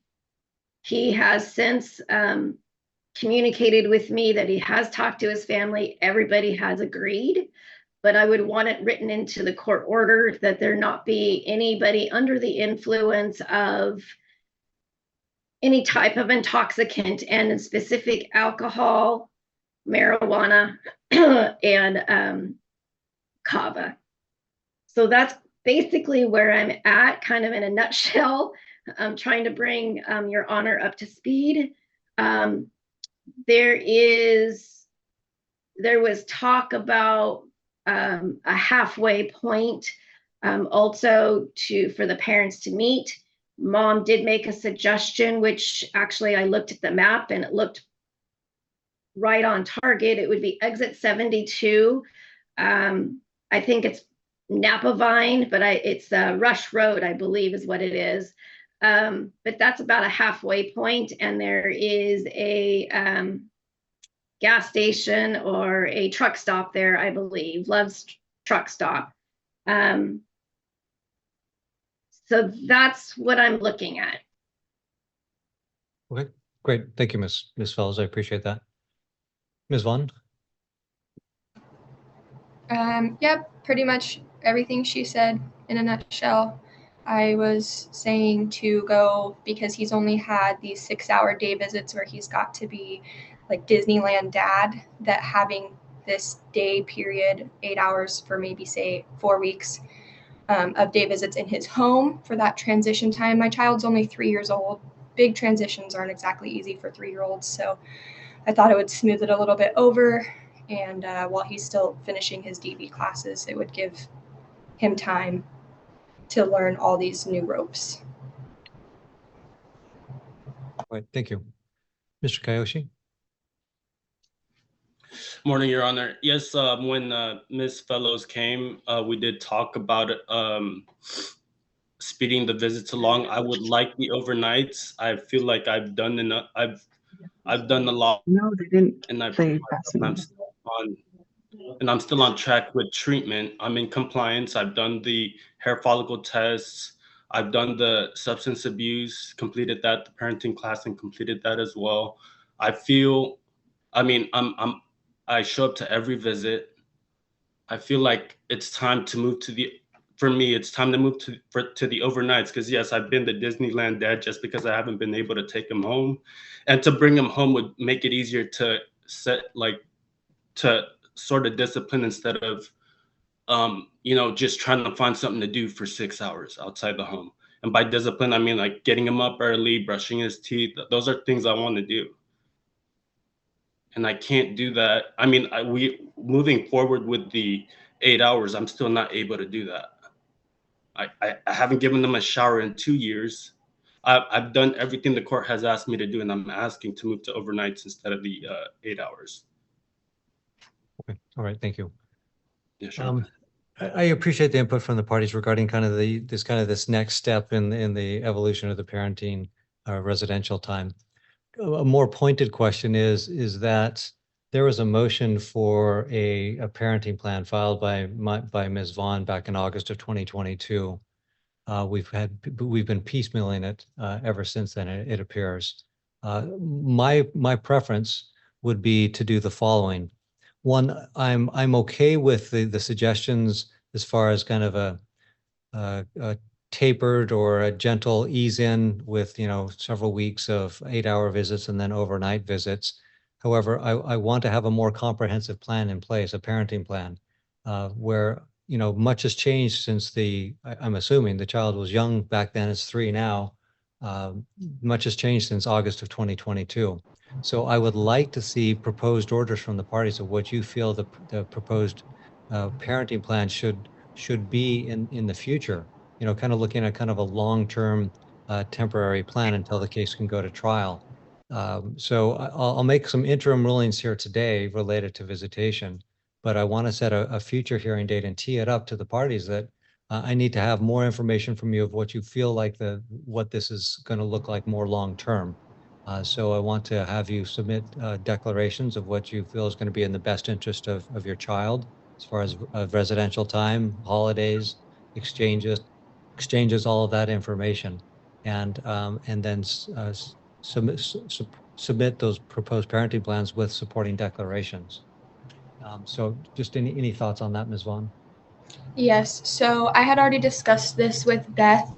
With his dad having Tuesdays and Wednesdays off, and our child will be starting Head Start here, but not before too long. I did mention to her that with him being out of Cowlitz County, that he should maybe be considering trying to get into a position at work where he has weekends off, so that he could maybe get him in the long run every other weekend. But at this time, I mean, I have no control over his work schedule or his plans, but that's what I would like to see. So yeah, that's kind of what I'm talking about, is that I want both parties to kind of treat this as like a new motion for a parenting plan. You're both going to say, this is the parenting plan I think is the best.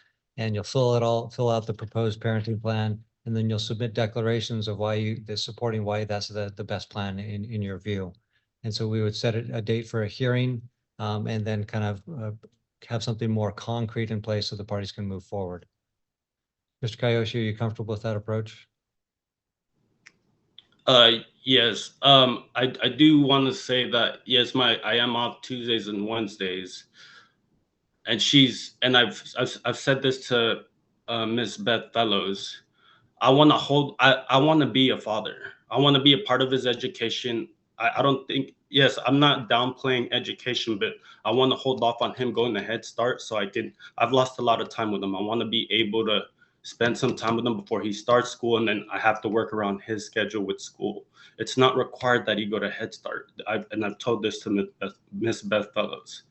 So I in the want proposed to be able parenting plans, I'm asking you both to submit. It has a section of before the children are involved in school, which would be preschool time, and then when they're involved in regularly enrolled in school. So those are issues that you can raise in the parenting plan. So we're not going to decide that today. I'm just saying this is what's going to happen. You're going to submit proposed parenting plans. You're going to submit declarations. I'm going to set a date today where we'll come back and address this and get this clarified, and so the parties can have some concrete guidance. So today's the 24th. I'm looking at setting it to the 28th of February. Does that give the party sufficient time? Ms. Vaughn? Yes. Right, Mr. Yes. Kayoshi? Yes, Your Honor. We'll come back on February 28th. The parties will have submitted the proposed parenting plans, your declarations supporting each, and you'll have served each other, and I'll have those to review. As far as today's activities, I'm fine with 2 weeks of 8-hour visits. And I know that it sounds like you both have a day off on Tuesday, it sounds like. And so I'm just wondering if the best day would be for those 2 weeks of 8-hour visits, if the best day would be on a Wednesday. Tuesdays would be best. We're both off Tuesdays. Me and Beth, and I think she related to his dad that right now he gets 11 to 5. We were going to up it from 11 a.m. to 7 p.m. and meet at the 72 exit Love's truck stop. Mr. Kayoshi, does Wednesday or Tuesday work better? Yes, Tuesday works. Tuesday. All right. So the visits will occur starting next week, Tuesday, 11 to 7. And the exchange will occur at exit 77 at the truck stop.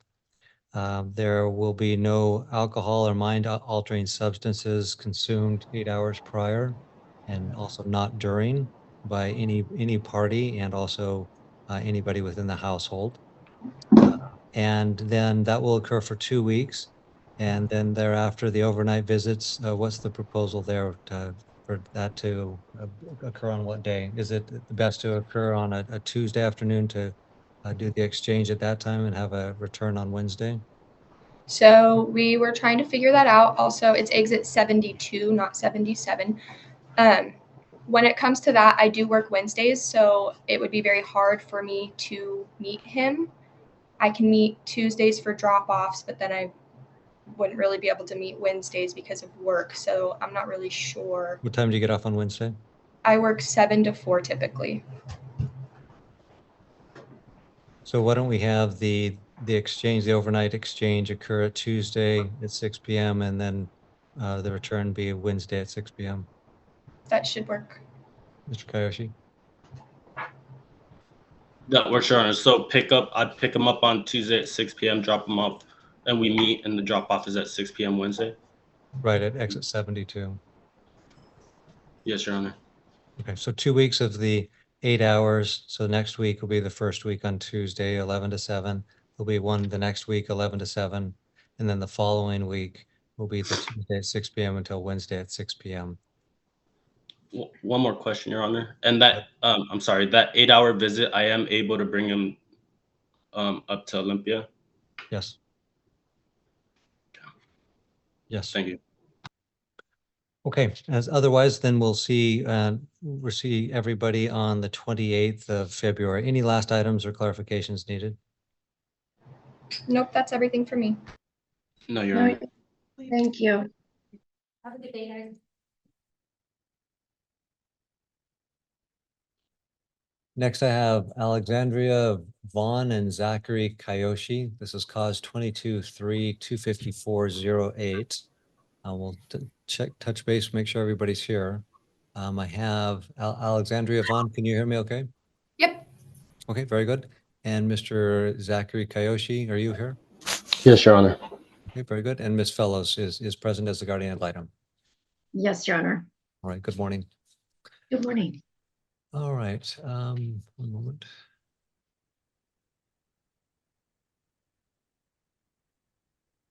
All right, so we are here on the motion related to the parenting plan, and work schedules and Head Start are some of the issues that are need to be resolved. So maybe I could first hear from Ms. Fellows, and then hear from Ms. Vaughn, and then from Mr. Kayoshi, if we can proceed in that fashion. Yes, Your Honor. I received the proposed parenting plans and the declarations from both parents, reviewed them, reviewed and looked over and wrote down the differences and what looks similar. I've also talked to both parties at length. And although there's a lot of issues as reflected, and there are differences and stuff like that, I was really able to talk with both of them about being realistic, and the work schedule and the Head Start and the week on, week off, and just a lot of those issues. What I can say is that both parents have been exceptionally receptive to the conversations and to really as the GAL, my expertise on what's realistic, and really trying to look at the other side, and just looking at everything as a whole. So in essence, what I would say is that I think that there's much more of a meeting of the minds now since having those conversations.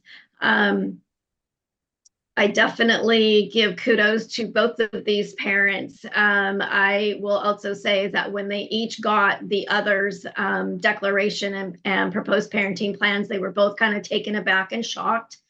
And it took a while to kind of work through that. But what I can say is at this point, I think we kind of have some agreed things that I think that my thought would be is to kind of make a few changes to the existing visitation, potentially see how that goes for, say, about a month or two, and also I would like to be able to continue working with the parents to try to basically come to an agreement, and maybe like in, say, 60 days, being able to talk with both of them, trying to iron out some of these issues, potentially being able to come back to court and they would have agreed parenting plan. Okay. So I'm assuming there's agreement that the exchange is going to be at exit 72, the Love Stop. Yes, right now the visitation is Tuesday overnight to Wednesday. They do meet at the truck stop at exit 72. My thought was to have the visit remain Tuesday overnight to Wednesday, but increase in time. What the court had ordered, I think, was 24 hours, 6 p.m. to 6 p.m.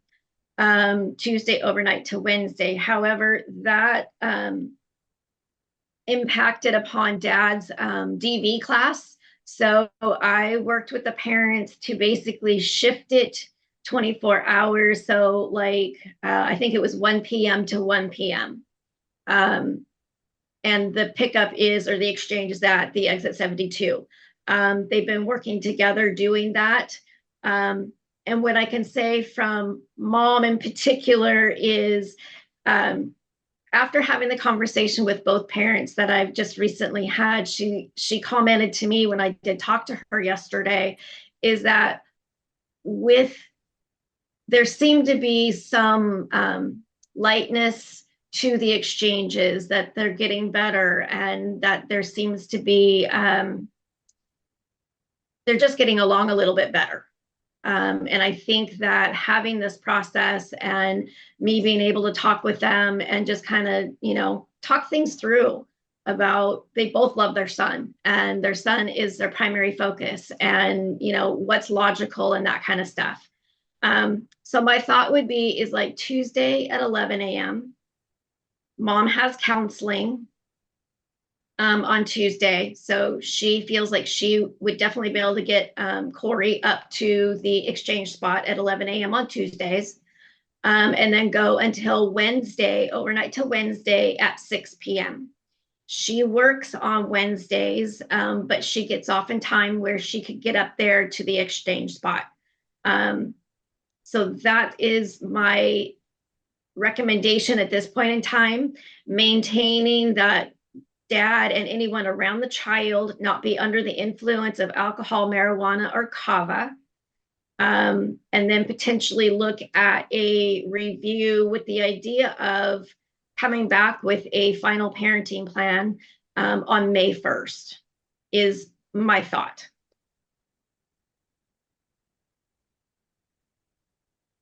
Decision making, it sounds like the parties are communicating well, and was that part of the recommendation? Well, at this point, I have talked about decision making. I know dad wants joint, mom wants sole. Given that there is the distance between mom and dad. Mom lives here in Longview, dad lives up in Olympia. Also is that their communication is just starting to get better. And so I really feel like mom being sole decision maker makes much more sense, but that dad be allowed to have contact with medical providers, school, that he have that information and be able to access that information. In my conversation yesterday with mom was like, if we're doing the exchange on Tuesdays, then she could possibly do, if appointments are available, appointments on Tuesday. Dad could come down, attend those appointments, and then take Corey back up with him. That was her suggestion, which I give her kudos for. So that to me shows that there is forward movement in their communication and ability to co-parent. They're on the beginning stages. They're our family wizard. I do have access to it. Their communication has gotten much easier and much more friendly. But again, they still do have a ways to go. So I really want to not put the cart before the horse. Give them some more time to kind of work through this, see what they're, see how things go. And there is the distance and there is dad's work schedule, which it is what it is, which is what I told both of them. And it's not fair or right to ask dad to change his work schedule at this point in time. It's also the week on, week off. As a GAL, I would not recommend that at this point in time. He's a 3.5-year-old right now. He just started having in-home visits and overnights with dad. So that's a big leap. So I talked to both parents about this, and both of them were receptive. We did butt heads a little bit, I will admit, but they understood where I was coming from and were able to basically agree to a certain extent. I mean, they may have other things that they would really like to see happen, but I did let them know from the GAL perspective where I stood. Thank you, Ms. Fellows. All right, Ms. Vaughn. Yes, Your Honor. Pretty much just what Beth said. I think right now him having Tuesday to Wednesday, I agree with her about the decision making, me having the sole primary decision making, but with the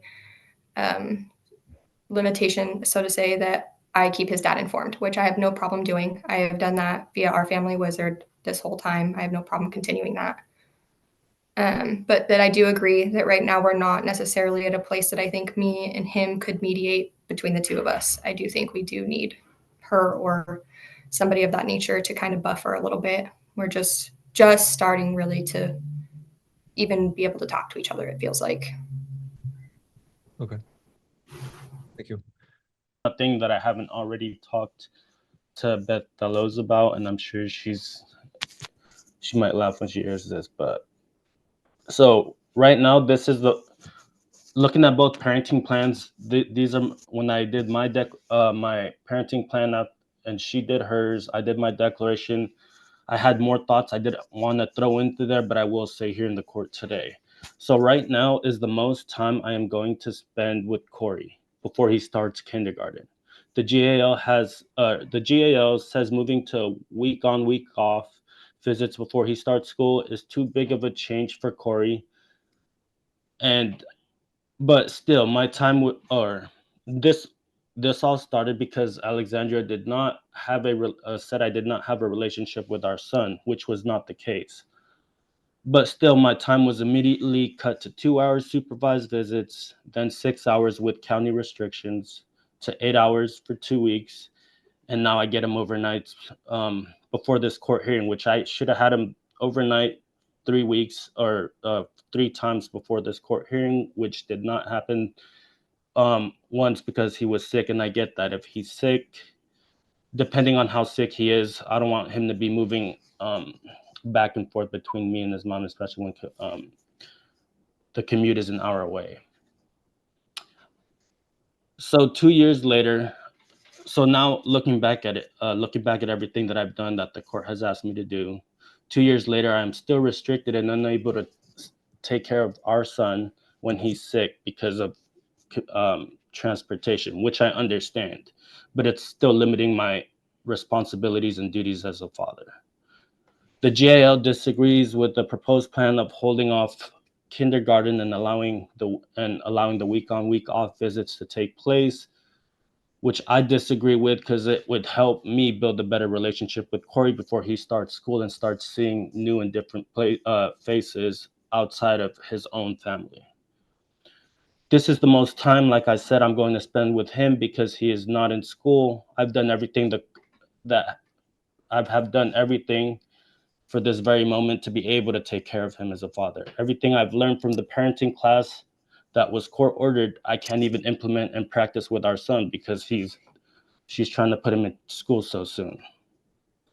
If we would have stuck to the 8 hours visitation once a week, or even the overnights 24 hours once a week in total for the year, that's 1,152 hours out of a year, which is 8,760 hours. I miss out on 7,608 hours of the year. Now is my time to spend with Corey before he goes to school, and work schedules and school schedules limit that time for us drastically. The week on, week off would also help with both of us and childcare costs and set an easier schedule for both of us to make the pickups and drop-offs instead of having to do it every day, basically, to once a day for the week and then coming back. So I get more time with him, and it makes it easier for that transition of the pickups and drop-offs. Corey has a great time when he's here. He never wants to go home when I drop him off, but I don't hold him. I get him to go with his mom, and I'll tell him I'll see you later, in hopes that I do and he doesn't get sick and visits get canceled.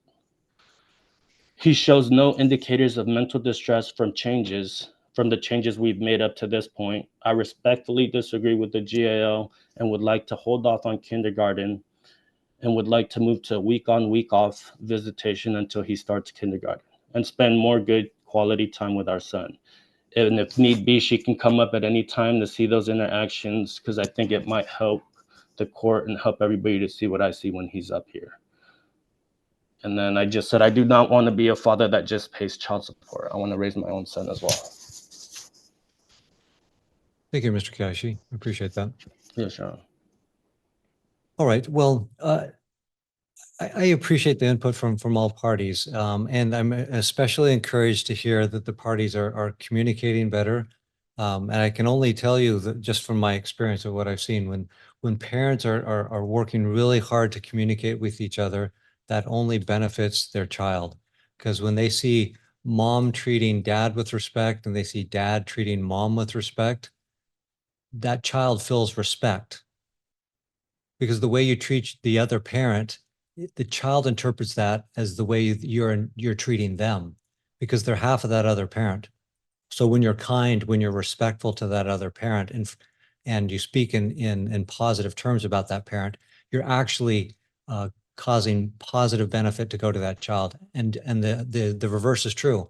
When you're negative or disrespectful or speak poorly of the other parent, the child internalizes that as negative talk to them, because they identify with the other parent, because they want to please that other parent. And when the other parent says poor things, speaks poorly of the other parent, the child internalizes that as they're speaking to them, and that's negative to them. So I congratulate the parties on the progress you're making with the communication. That's absolutely key. And Mr. Kayoshi, you mentioned your proposal is a 50-50 plan, so splitting it in half for each parent. I think that's important in a lot of situations. That works perfectly and works really well for the child, and the child is blessed by the benefit and the input of both parent. One thing to keep in mind also is that stability and growth. And if the court sees that, there's much greater likelihood that a 50-50 plan would be put in place. So with that, the work schedule, the kindergarten start time and the like, those are important considerations. Ms. Vaughn has been raising Corey predominantly for the past few years, and Mr. Kayoshi's time has been limited, but it's starting up, and that's very much encouraged because both that little Corey's a boy, correct? Yes. Okay, just want to make sure, because Corey could be a girl too. Corey needs the input of both parents. Happy children are children that have the good influence from both parents, and I think that's really important. So, with the overnights just starting, I think it's important to continue those at that new schedule that the parties have kind of ironed out, the 11 a.m. Tuesday to Wednesday at 6 p.m. And that, and appreciate Mr. Kayoshi's calculation of the number of hours in a year and the amount of time. And when you put it in those terms, that's pretty limited. It's pretty limited.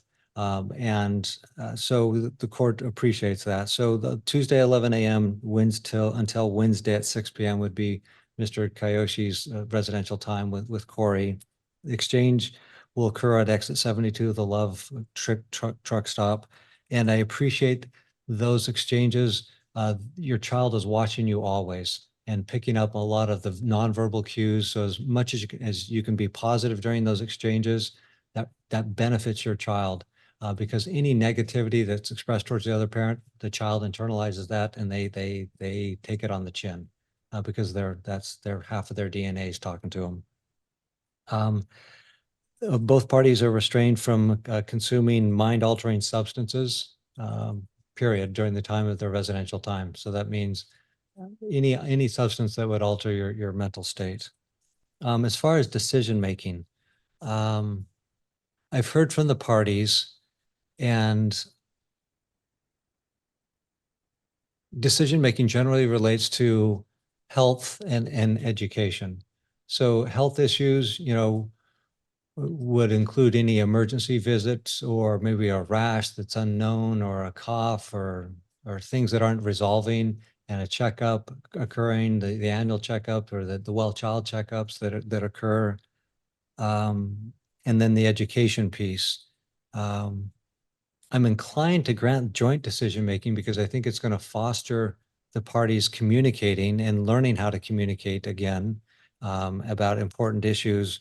And yet there's some reservation I have related to the kindergarten and Head Start. So I'm going to hold off on joint decision-making, but know that I'm inclined, if the parties continue to communicate well, to allow for the joint decision-making when we come back on May 1st. I think that's important that both parties have a say, and there may be divergent opinions related to that, and that's just something you have to work through.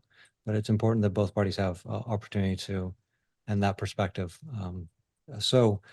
With that said, I think that'll be the court order at this point in time.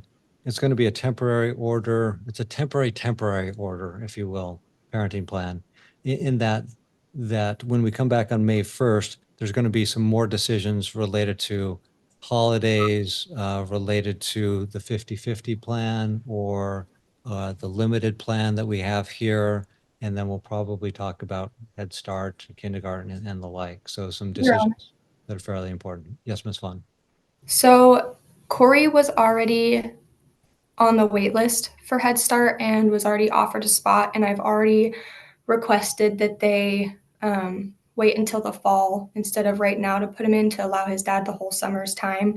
And with that, she said she would get me taken care of for intake likely in March. So I do need to have that answer like way before May 1st. I can't keep passing up positions, and this is the last one. Well, you'll have to make some decisions on how to approach that, but it sounds like you have a spot reserved for the fall.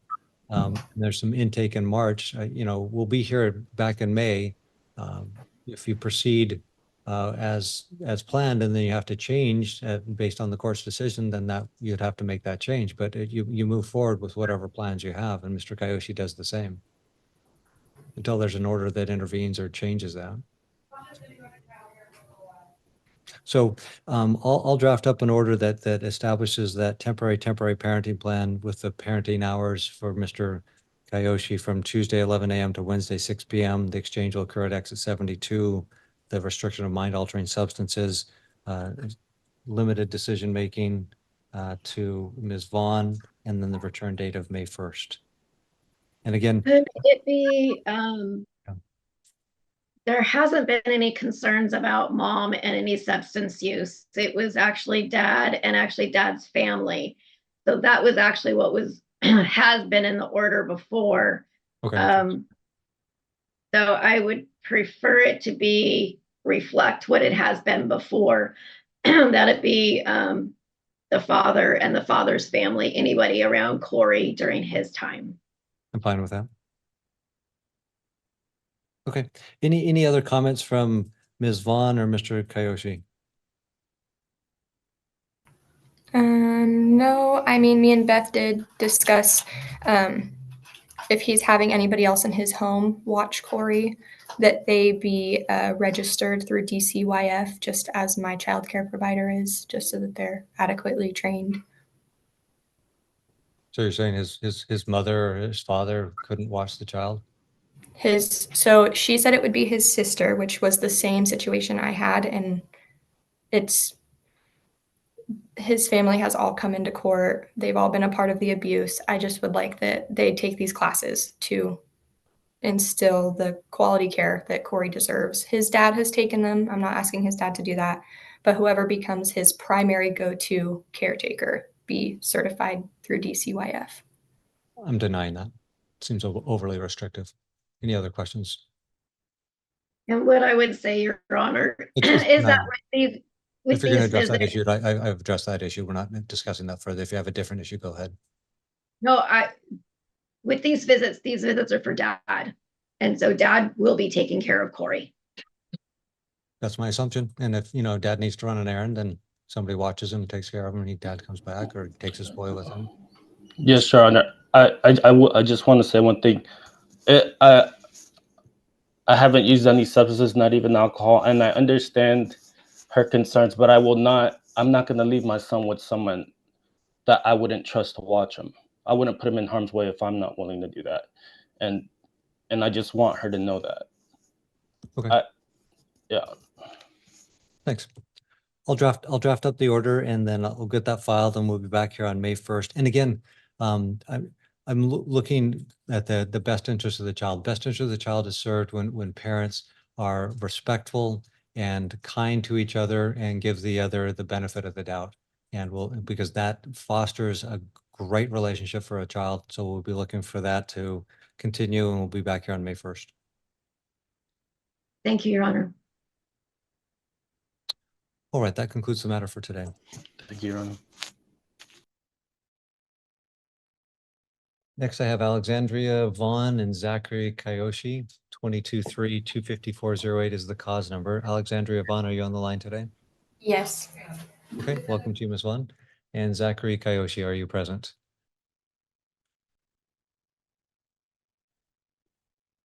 Yes, Your Honor. Okay. Beth Fellows, the GAL is present as well. All right. Thank you, Ms. Fellows. Appreciate that. Let me just take a moment. Okay, so we're here for a review in general. So what I see from February 28th, there was an order that the court entered relating to primary custody to Ms. Vaughn with parenting time for Mr. Kiyoshi from Tuesday 11 a.m. to Wednesday at 6 p.m. with the exchange occurring up at the exit 72, and some decision-making authority was granted. So let me just ask Ms. Fellows, maybe you could start and then we'll hear from the parents related to any issues that have come up since, or issues that you feel need to be reviewed here today. Thank you, Your Honor. Yes, by the sounds of it, it has been going really well. I have been monitoring their discussions and their exchanges on our Family Wizard, and they have been working really well with exchanging information. It's been really good. So I don't have any concerns about that. Both parties have been working towards trying to figure out and agree upon a parenting plan. So I have been somewhat involved in that, but really watching their exchanges on our Family Wizard. It's been, again, very positive.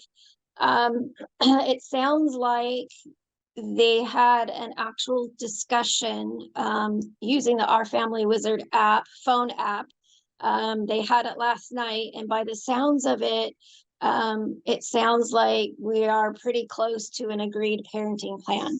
The mom did some research and really looking and plotted out on like a spreadsheet of the time, and actually found that there is a span of time that's not being utilized that the dad could have currently in his visitation, which she walked me through her spreadsheet and everything else because it was a little bit confusing at first, but she walked me through it, and I give her kudos for, really sitting down, trying to figure this out, trying to give the dad more time in and amongst all of the scheduling and everything else.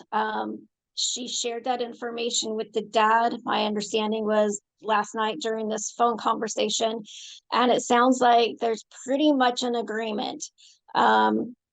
So that's where I'm at. I would like to see that additional time be ordered going forward, because I think that is beneficial for the child and dad.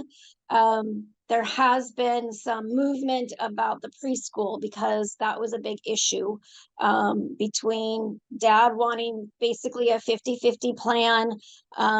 Didn't really think that it thought it was more important that the child spend time with him rather than going to preschool prior to kindergarten.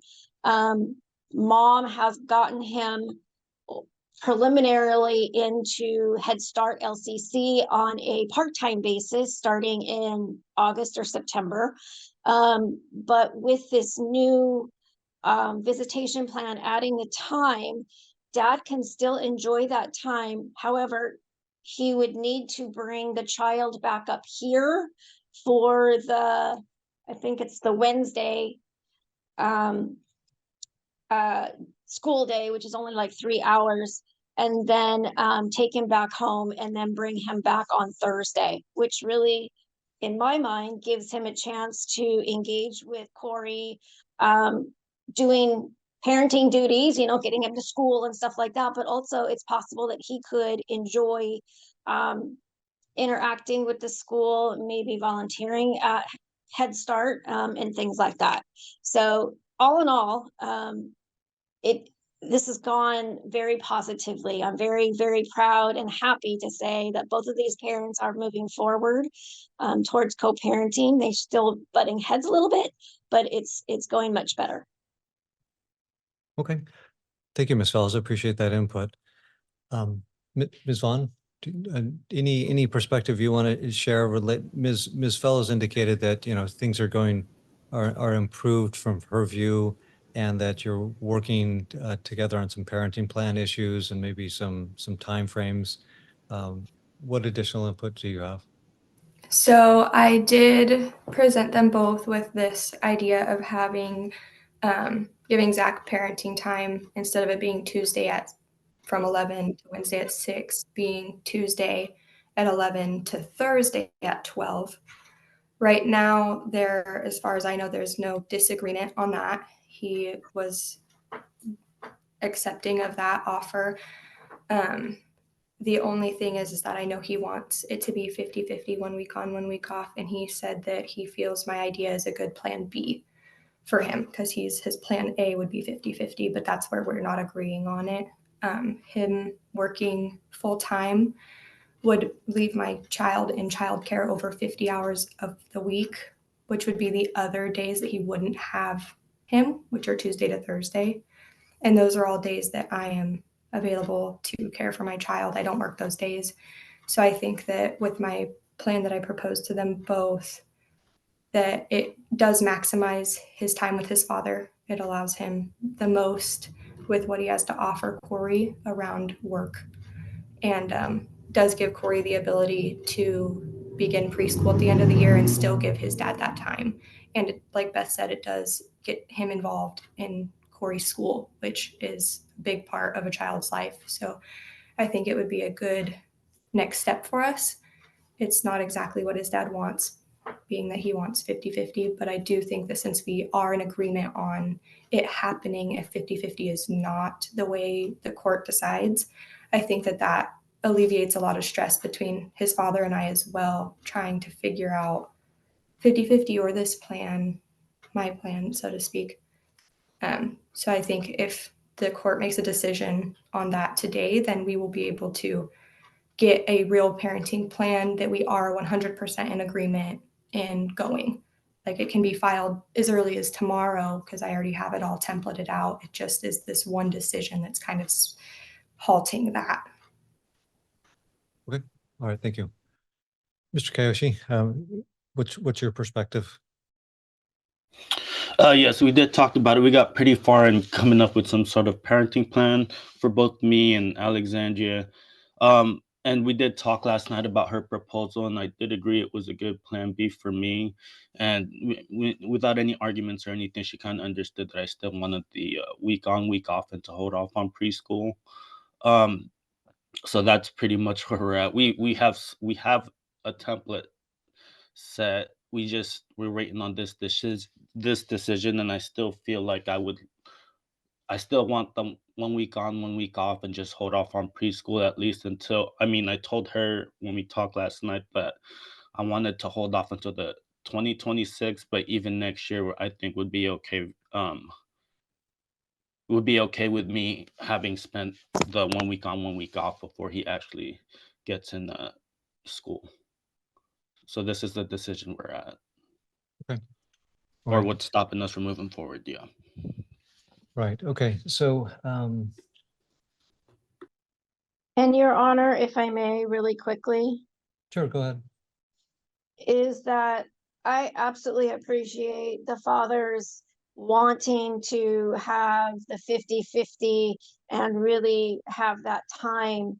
However, preschool is exceptionally important to children, and to this child, to Corey, he has never been in any daycare. He's not been in any preschool. So if he does not do this part-time preschool, the year prior to kindergarten, in today's day and age, he is seriously going to be behind. He's a smart little guy, but if he hasn't been in some kind of classroom setting with, teachers and other kiddos and stuff like that, he's going to be behind the 8 ball. So that's where I'm exceptionally strong in my recommendation that he does need to go to preschool this upcoming school year. All right. Thank you. All right. Well, we'll first, just congratulations to the parties for working on things, parenting, co-parenting, and making good progress. I think that bodes very well for your child. So good job to both of you on that. so we're here today, and it sounds like the parties are getting closer to a potential agreement. The court doesn't have anything to do with any potential agreements. I mean, if the parties want to agree to something, great. The court's not going to involve itself in that. One thing to keep in mind is that we're here on a temporary order type basis, is that it's a temporary order because because there hasn't been a trial on the matter. So it's temporary, and those can be adjusted as we go along. But when there's a trial, then there's a final order that's made that would finalize things. So these temporary orders are kind of stopgap measures with the idea that a trial will take place in the future. And if the parties aren't wanting the temporary order to continue, then at the trial, then there would be argument made for a different type of arrangement. So I'm all for parties resolving their differences amongst themselves. It's always better, I think, if there's an equal bargaining power for parties to be able to do that without the involvement of a third party, meaning the judge. If you all can agree, that's better, I think, generally. So I think here that we have an existing order that sets out some parameters. The parties are looking at potentially expanding that. I know Mr. Kiyoshi is looking at the 50-50 plan. And if on a temporary basis that's not agreed, then we'd need to set up for a trial and then make a decision on the 50-50 disagreement. So if the parties come to an agreement, then you'd need to file that with the court and just file it and send a copy to Ms. Fellows, so she'd have to also sign off on it. If the parties don't agree, then I would want to see additional briefing from the parties, because from the date of the last hearing or the last order, that was February, end of February, a few months have gone by, so there's new information to be had. So there's a couple of ways we can do this. One, again, if the parties agree to something, then you could file that temporary parenting plan with the court and have Ms. Fellow sign off on it, and the court would sign it. If there's not agreement, then we need to set it for a motion and have a hearing with both parties submitting additional information about why your particular parenting plan schedule or residential schedule should bear sway and should control. So I don't want to artificially get in the way of the parties working on an agreement. And yet at the same time, I don't want things to flounder and not have something in writing that gives certainty to the parties. Can I say something, Your Honor? Yeah, go ahead. So and thank you for so if Alexandra's okay with it, could you give us a month to see if we can agree on something and have it submitted to the court? Okay. And then come back then? If she's okay with that, I think we can figure it out on our own if we talk. Okay. Ms. Vaughn, any thoughts on that? I don't have any objection of coming back in a month, but I would like us to expand his visitation from now until then to the Wednesday overnight as well. Okay, so doing the Tuesday at 11 a.m. to Thursday at noon. Yes. And he is going to have to bring Corey all the way down. We won't be meeting at 72 on Thursdays because I work, so I'll be taking my lunch break to meet him. Okay. All right, Mr. Kiyoshi, are you comfortable with that? If the court were to enter an order today indicating that your visitation would be Tuesday at 11 a.m. until Thursday at noon, with the initial exchange happening at exit 72 and then the other exchange happening here in Cowlitz County? Yeah, sure, I'm okay with that. Okay. And then it sounds like Ms. Vaughn is comfortable if we were to set this for a review for June 5th, a review to see if there's an agreement. If not, then we would just briefly touch base and say, okay, let's set out a briefing schedule when you're going to submit your motions, when you're going to submit your declarations, and then we can set a subsequent date for everybody to argue the case in the court to make a decision on that. Ms. Vaughn, are you comfortable with that? Yes. Mr. Kiyoshi? Yes, Your Honor. And then, so for this extended time that I do have him, that'll start next week, or? Yeah, I think that's at least that was my impression, that it would start the week of the 16th of May. That would be Tuesday is the 14th. So he has him right now, and like normally he'd be bringing him back at 6 p.m. tonight, but I'm okay with that beginning right now. Like he can keep him till tomorrow. Okay. Fine. So let me just take a quick note here, just a moment. All right, thanks for your patience. So what I'll do, I'll draft just a brief bench order related to the visitation Tuesday, 11 a.m. to Thursday at noon with the exchange locations that we talked about, and that's starting this week. And then we'll set a review for the 5th of June, which will be at 9 o'clock in the morning. And we'll see if the parties have hashed out some type of an agreement. If not, we'll briefly set a briefing schedule and we'll set a motion date to hear it in the future. Any questions on that? Is there any documents that you need filed for the next hearing? No, it's on June 5th. If the parties have come to an agreement, I would anticipate that it would either be filed or that the parties would have it prepared and ready to go and first submission at that time. Okay, Mr. Kayoshi, any questions from you? No, Your Honor, thank you. Ms. Fellows? Your Honor, if you could incorporate into that bench order that Mr. Kiyoshi is not to be under the influence of any intoxicants, as well as the child should not be around anybody who's under the influence. That's kind of an extension from the earlier order. Yes, yes. Any objection to that, Mr. Kayoshi? No, Your Honor. Okay, I'll include that. Thank you, Your Honor. Okay. Again, just let me just emphasize the positive here. I appreciate the good parenting and co-parenting that the parties are exhibiting and working things out, and I appreciate your good efforts. We'll see you on June 5th. Thanks. Thank you. Thank you. Your Honor, it's Casey Looney on behalf of the state. Can we call my cases if possible? Yeah, thanks, Ms. Looney. I appreciate that. Thank you, Your Honor. If we could start with Vaughn and Kiyoshi. I'm not sure if the parties are ready to enter a final parenting plan or not. We didn't receive a copy of one, so I'm not sure if we may just set over today. Tell me the case again. Vaughn and Kiyoshi, 223-0025-408. I believe it's 7 and 8 on the docket. Yeah, thank you. Okay, Alexandria Vaughn, are you on the line today? Yes. Great, welcome. And Zachary Kayoshi, are you on the line? Yes, Your Honor. And Ms. Fellows, I see, is also joining us today. Yes, Your Honor. Okay, so today I believe it was noted up for, it looked like there's a review of some proposed child support orders that Ms. Looney had submitted. And Ms. Looney, just remind me with this, did the state file a motion for the child support orders? Your Honor, we were coming back today. My understanding was that the parties were potentially going to be entering an agreed final parenting plan today. So we did provide child support orders if that was going to be entered today. If it's not, we would just be asking to set our child support order over to the date that they would be planning to enter their final parenting plan. Gotcha, thank you. All right, Ms. Vaughn, what's the status of any potential agreed orders? So I did submit one to go back to you, and I do have it listed as a temporary order, but I don't have any opposal to it being adopted as a final.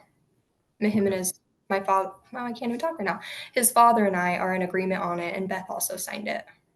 Okay, Mr. K. And Your Honor, the state did not see a copy of that, so we are not aware as to what the final parenting plan looked like for purposes of child support. Okay, and Mr. Kayoshi, did you get a copy of the proposed parenting plan? Yes, I did, Your Honor. Okay. We did. We talked about it. And it looks like you both signed off on it, correct? Yes. All right, that's great. And then, so Ms. Looney needs to get a copy of that. Ms. Vaughn, are you in a position to forward a copy of that document to her? Yeah, I can drop it off later today. Okay, that'd be fantastic. And then, Ms. Vaughn, so let me just clarify here. So this will be the basis of my question. Ms. Looney, for purposes of child support, it looks like the primary custodial parent is agreed as to Ms. Vaughn. Okay. With let's see.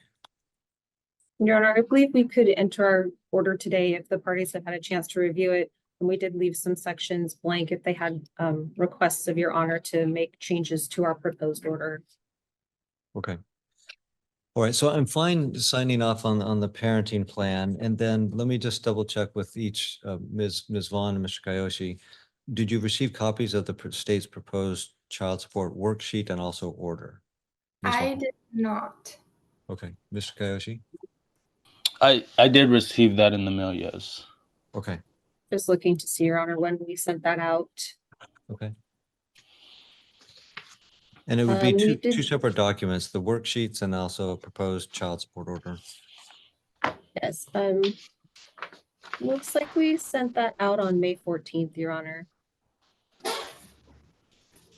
Okay, and let's just double check here. I've got an address for Ms. Vaughn on 9th Avenue. No, that's not my address. Okay. And then if she can update her address, so we can make sure she gets a copy of that. If we can get that quickly and get that out to her, we can ask for it over 2 weeks. And that way we can make sure everyone has seen everything we've proposed and come back to enter that order. Okay. So Ms. Vaughn, when you forward the parenting plan over to Miss Looney, could you also include an address where she could provide you a copy of the proposed child support orders? Yeah. Okay. And that sounds great. And do you, Ms. Vaughn, do you have Ms. Looney's email address? Yes. Okay. And so if we were to set it over 2 weeks, that falls on a holiday, so it'd be on the 26th of June. That would be fine for the state. Okay. Is there any opposition from anybody if I were to sign off on the parenting plan as presented? Nope. Okay. Mr. Kayoshi, are you good with that? Can we, if we're gonna hold off on the child support, can we wait until then for you to sign off on it? You can. Is there any reason why we should? No, I just, I don't know. I mean, we've talked about it and I've looked it over, but I just want to get everything signed all at once. I don't want to be signing and then coming back to figure other things out. Okay. Well, I think since the parties have expressed to me that they're in agreement with the parenting plan, it's been reviewed by each and both have signed off on it. I'm going to sign off on it today. The parenting, so that'll be in effect and is ordered now. The worksheets and the child support worksheets and the child support order, all parties have a chance to look at that and comment on it. And so we'll be back on June 26th, just confirming everybody's available on Wednesday, June 26th at 9 a.m. Yes. Available. Okay. And then I had one more question, Your Honor. Okay, go ahead. So this is all agreeing on. So if once this is set in motion, when is the next review or revision? Because we had talked about this before, making this child care plan. Is this set for, how long is this set for? Or can we come back and relook at this before he starts kindergarten? Because we discussed that. So the child's three years old right now, correct? Yes, good. Yeah.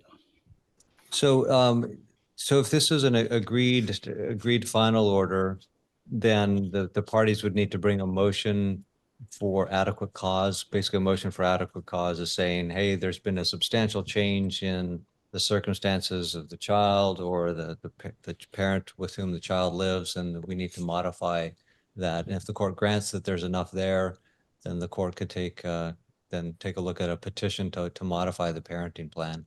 If this is a temporary order, then things are unresolved. Then the case would be set for a trial. And then once the trial is heard, then a final order would be entered. And then the same rules would apply as far as a motion for adequate cause and a petition to modify the parenting plan. Okay, so yeah. If both of us agree to review this in 2 years, then that's on us to do, correct? Yeah. I think that's a fair assessment. So, okay. All right. Any other questions related to that or others? Mr. Kayoshi, any additional questions? No, Your Honor, thank you. Okay. Ms. Vaughn, do you have any questions? Nope, just want to clarify that we're entering it as a final order instead of a temporary then? That's my, well, the party signed off on the box is marked as temporary order. That's how it's marked. So if that's the party's intent, then I'd leave it as is. I'm cool either way. Okay, Mr. Kayoshi. Good, Your Honor. Okay. Your Honor, if they're not entering a final order, then you would just strike our hearing. We were asking to do a final order. We thought the case was being finalized and then we would not be keeping it open in the courts. So at this point, the state would ask that the temporary order that's currently in place remain, and we would not be asking for a final order. Meaning the temporary child support. Yes, Your Honor. Okay. So let me touch base with Ms. Vaughn, Mr. Kiyoshi related to that. So the state's saying, okay, if this is a temporary parenting plan, then they're withdrawing their request for a final child support order, and then the parties would be guided by the temporary child support order. I'm okay with putting it as a final so that we can also take care of the child support as a final as well. That way we can move forward with our actual whole divorce case. Okay, so meaning the parenting plan would be final, and then we could come back on the 26th, review the child support final order, and then just have everything completed at that time. Yes. Okay, Mr. Kiyoshi? Yes, if that would, yeah, I'm just trying to finalize everything as well, so. Okay, so if I understand the parties correctly, on the parenting plan, it says this is a temporary order. If I understand you correctly, you're wanting me to white that out and make it a final order, and then we can finalize the child support on the 26th. Yes. Yes, I do. I mean, if we are gonna make this the final, I would like to go over 14 and just take everything out of that. And she can talk her side as well. But if you go to section 14. Okay. If go ahead, Your Honor. Sorry. Yeah. So so I was presented with an order that was signed and agreed by both parties. What I'm hearing Right. is that if we change it to a final order, that there's not agreement with the proposed order because section 14 is therein. Right. It's just because I mean I understand that we can come back in 2 years to review this, and I don't know what could happen in 2 years. So I don't know if I want to make this a final and not be able to change anything after the fact. Okay. After it's set in motion. All right. So and we've talked about this, me and her, but I just go ahead, Your Honor. So I'm getting a bit of a conflicting direction that you're wanting to go. On the one hand, you're telling me that you want to you want to sign off on the final parenting plan as a final order, but then you're saying, wait, I don't want to do that. I want to. Can we? Okay, so move section 14. Yes, Your Honor.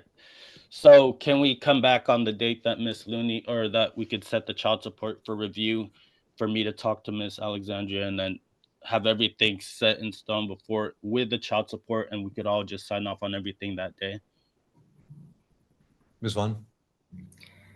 I am okay with that. I think the only thing his dad is referring to is the alcohol stipulation, no intoxicants. He wanted to review that before our kid starts kindergarten, so 2 years from now. That's the modification he's referring to specifically. And I still think that even if we did it next month, it's still going to include that for now until we do that modification in 2 years. Okay. All right, Ms. Looney, it sounds like there's some potential for there to be a final parenting plan on the 26th. Would you be willing to come back on the 26th and address the potential of final child support orders? Yes, Your Honor. We would ask to keep that date. Okay. Well, let's do that. The parties, it sounds like you could talk a little bit more. You know, you've already agreed to the vast majority of the parenting plan, so good for you, good for your child. And then you can talk a little bit more about section 14, and then let's come back on the 26th of June at 9 a.m. to address both the final parenting plan and also potentially the final child support order. And Your Honor, I would just remind the parties that if they make a new agreement and change the order that they're planning to enter, that we get a copy of the new one. Yeah, that's important. Yeah, if anytime that there's a new proposed order out there, please forward that to all parties involved. That'd be much appreciated. All right. Thanks everybody for your input. We'll plan on coming back on the 26th of June, Wednesday at 9 a.m. to potentially resolve the case. Thank you. Thank you, Your Honor. Thank you. Thank you, Your Honor. Different dockets to attend to where her presence is needed. So go ahead, please. Thank you, Your Honor. Can we call number 4 on the docket? That's Vaughn and Kiyoshi. I see that it's noted on the docket just for child support, but my understanding was that we were also going to be entering a final parenting plan as well. I just wanted to check if the parties had come to a full agreement on that. If not, we may need to set this over. Thanks. Alexandria Vaughn, are you on the line today? Yes. Oh, there you are. Okay, great. Thank you. I didn't quite hear you. And then Zachary Kiyoshi, are you on the line? Here, Your Honor. Here, Your Honor. All right, very good. So there was some orders related to child support. And just curious, last time we were here, I believe that Ms. Vaughn had not seen a copy of those proposed child support orders. So at this point, Ms. Vaughn, have you seen those? Yes. Okay. Do you have any concerns on those orders? Nope.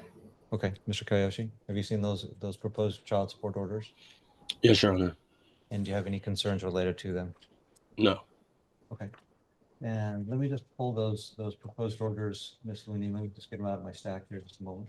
Okay, so I have worksheets and I have the child support order. Having heard from each of the parties and hearing no objection, I'll sign off on those. Thank you, Your Honor. Okay, I've signed off on both of those. There was also a parenting plan proposed order that I have in my possession, and that was submitted by Ms. Vaughn. And it looks like it was signed by her and also by the guardian ad litem, Ms. Fellows, and also by Mr. Kayoshi. Yeah. Mhm. Yeah, the clerk just reminded me that on June 5th, I signed a final parenting plan, and I'm just curious if there's a distinction between this proposed order I have in my hand and the one that was signed previously. Do you have any insight into that, Ms. Vaughn? At our last hearing, I had filed.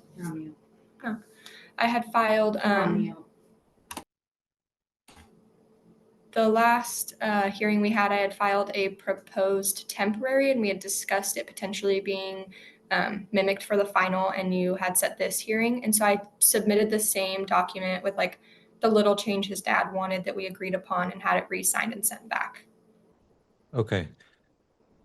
Mr. Kayoshi, do you have input on that same issue? No, Your Honor. So that I guess the one she submitted after the last court hearing is the one we both agreed on. There's Okay. with some small changes, but that's the final that we agreed on.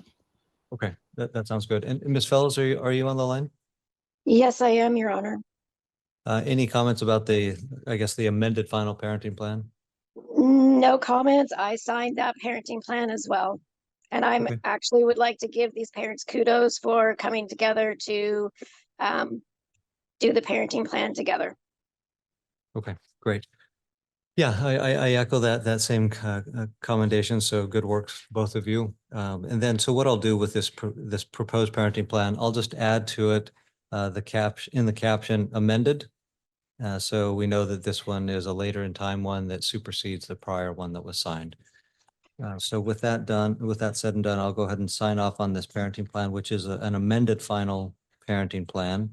And then child support orders will be filed and signed today. Anything else that either party or any of the parties need to address today, Ms. Looney? No, Your Honor. Okay, Ms. Vaughn? Is that the one that you just signed? Is that the one that I have marked as the final order? So the prior one that was signed on June 5th, that was marked final parenting plan. This new amended parenting plan is also marked final parenting plan. So the only difference is that, I guess the difference is that you both agreed to, and then the word amended, and this is the parenting plan that I'm signing today. Okay, I just wasn't sure because I know the last one I had submitted said temporary. It was marked temporary, and then this one I marked as final. Yeah, I think we used some white out last time and made it final last time too. Okay. All right. So I signed off on those three. Mr. Kayoshi, any final questions? No, Your Honor. Okay, great. Appreciate everybody's effort. If you need copies of those documents, certainly you can check with the clerk and get copies of them. All right. Otherwise, that'll conclude the hearing. Thanks. Thank you. Thank you.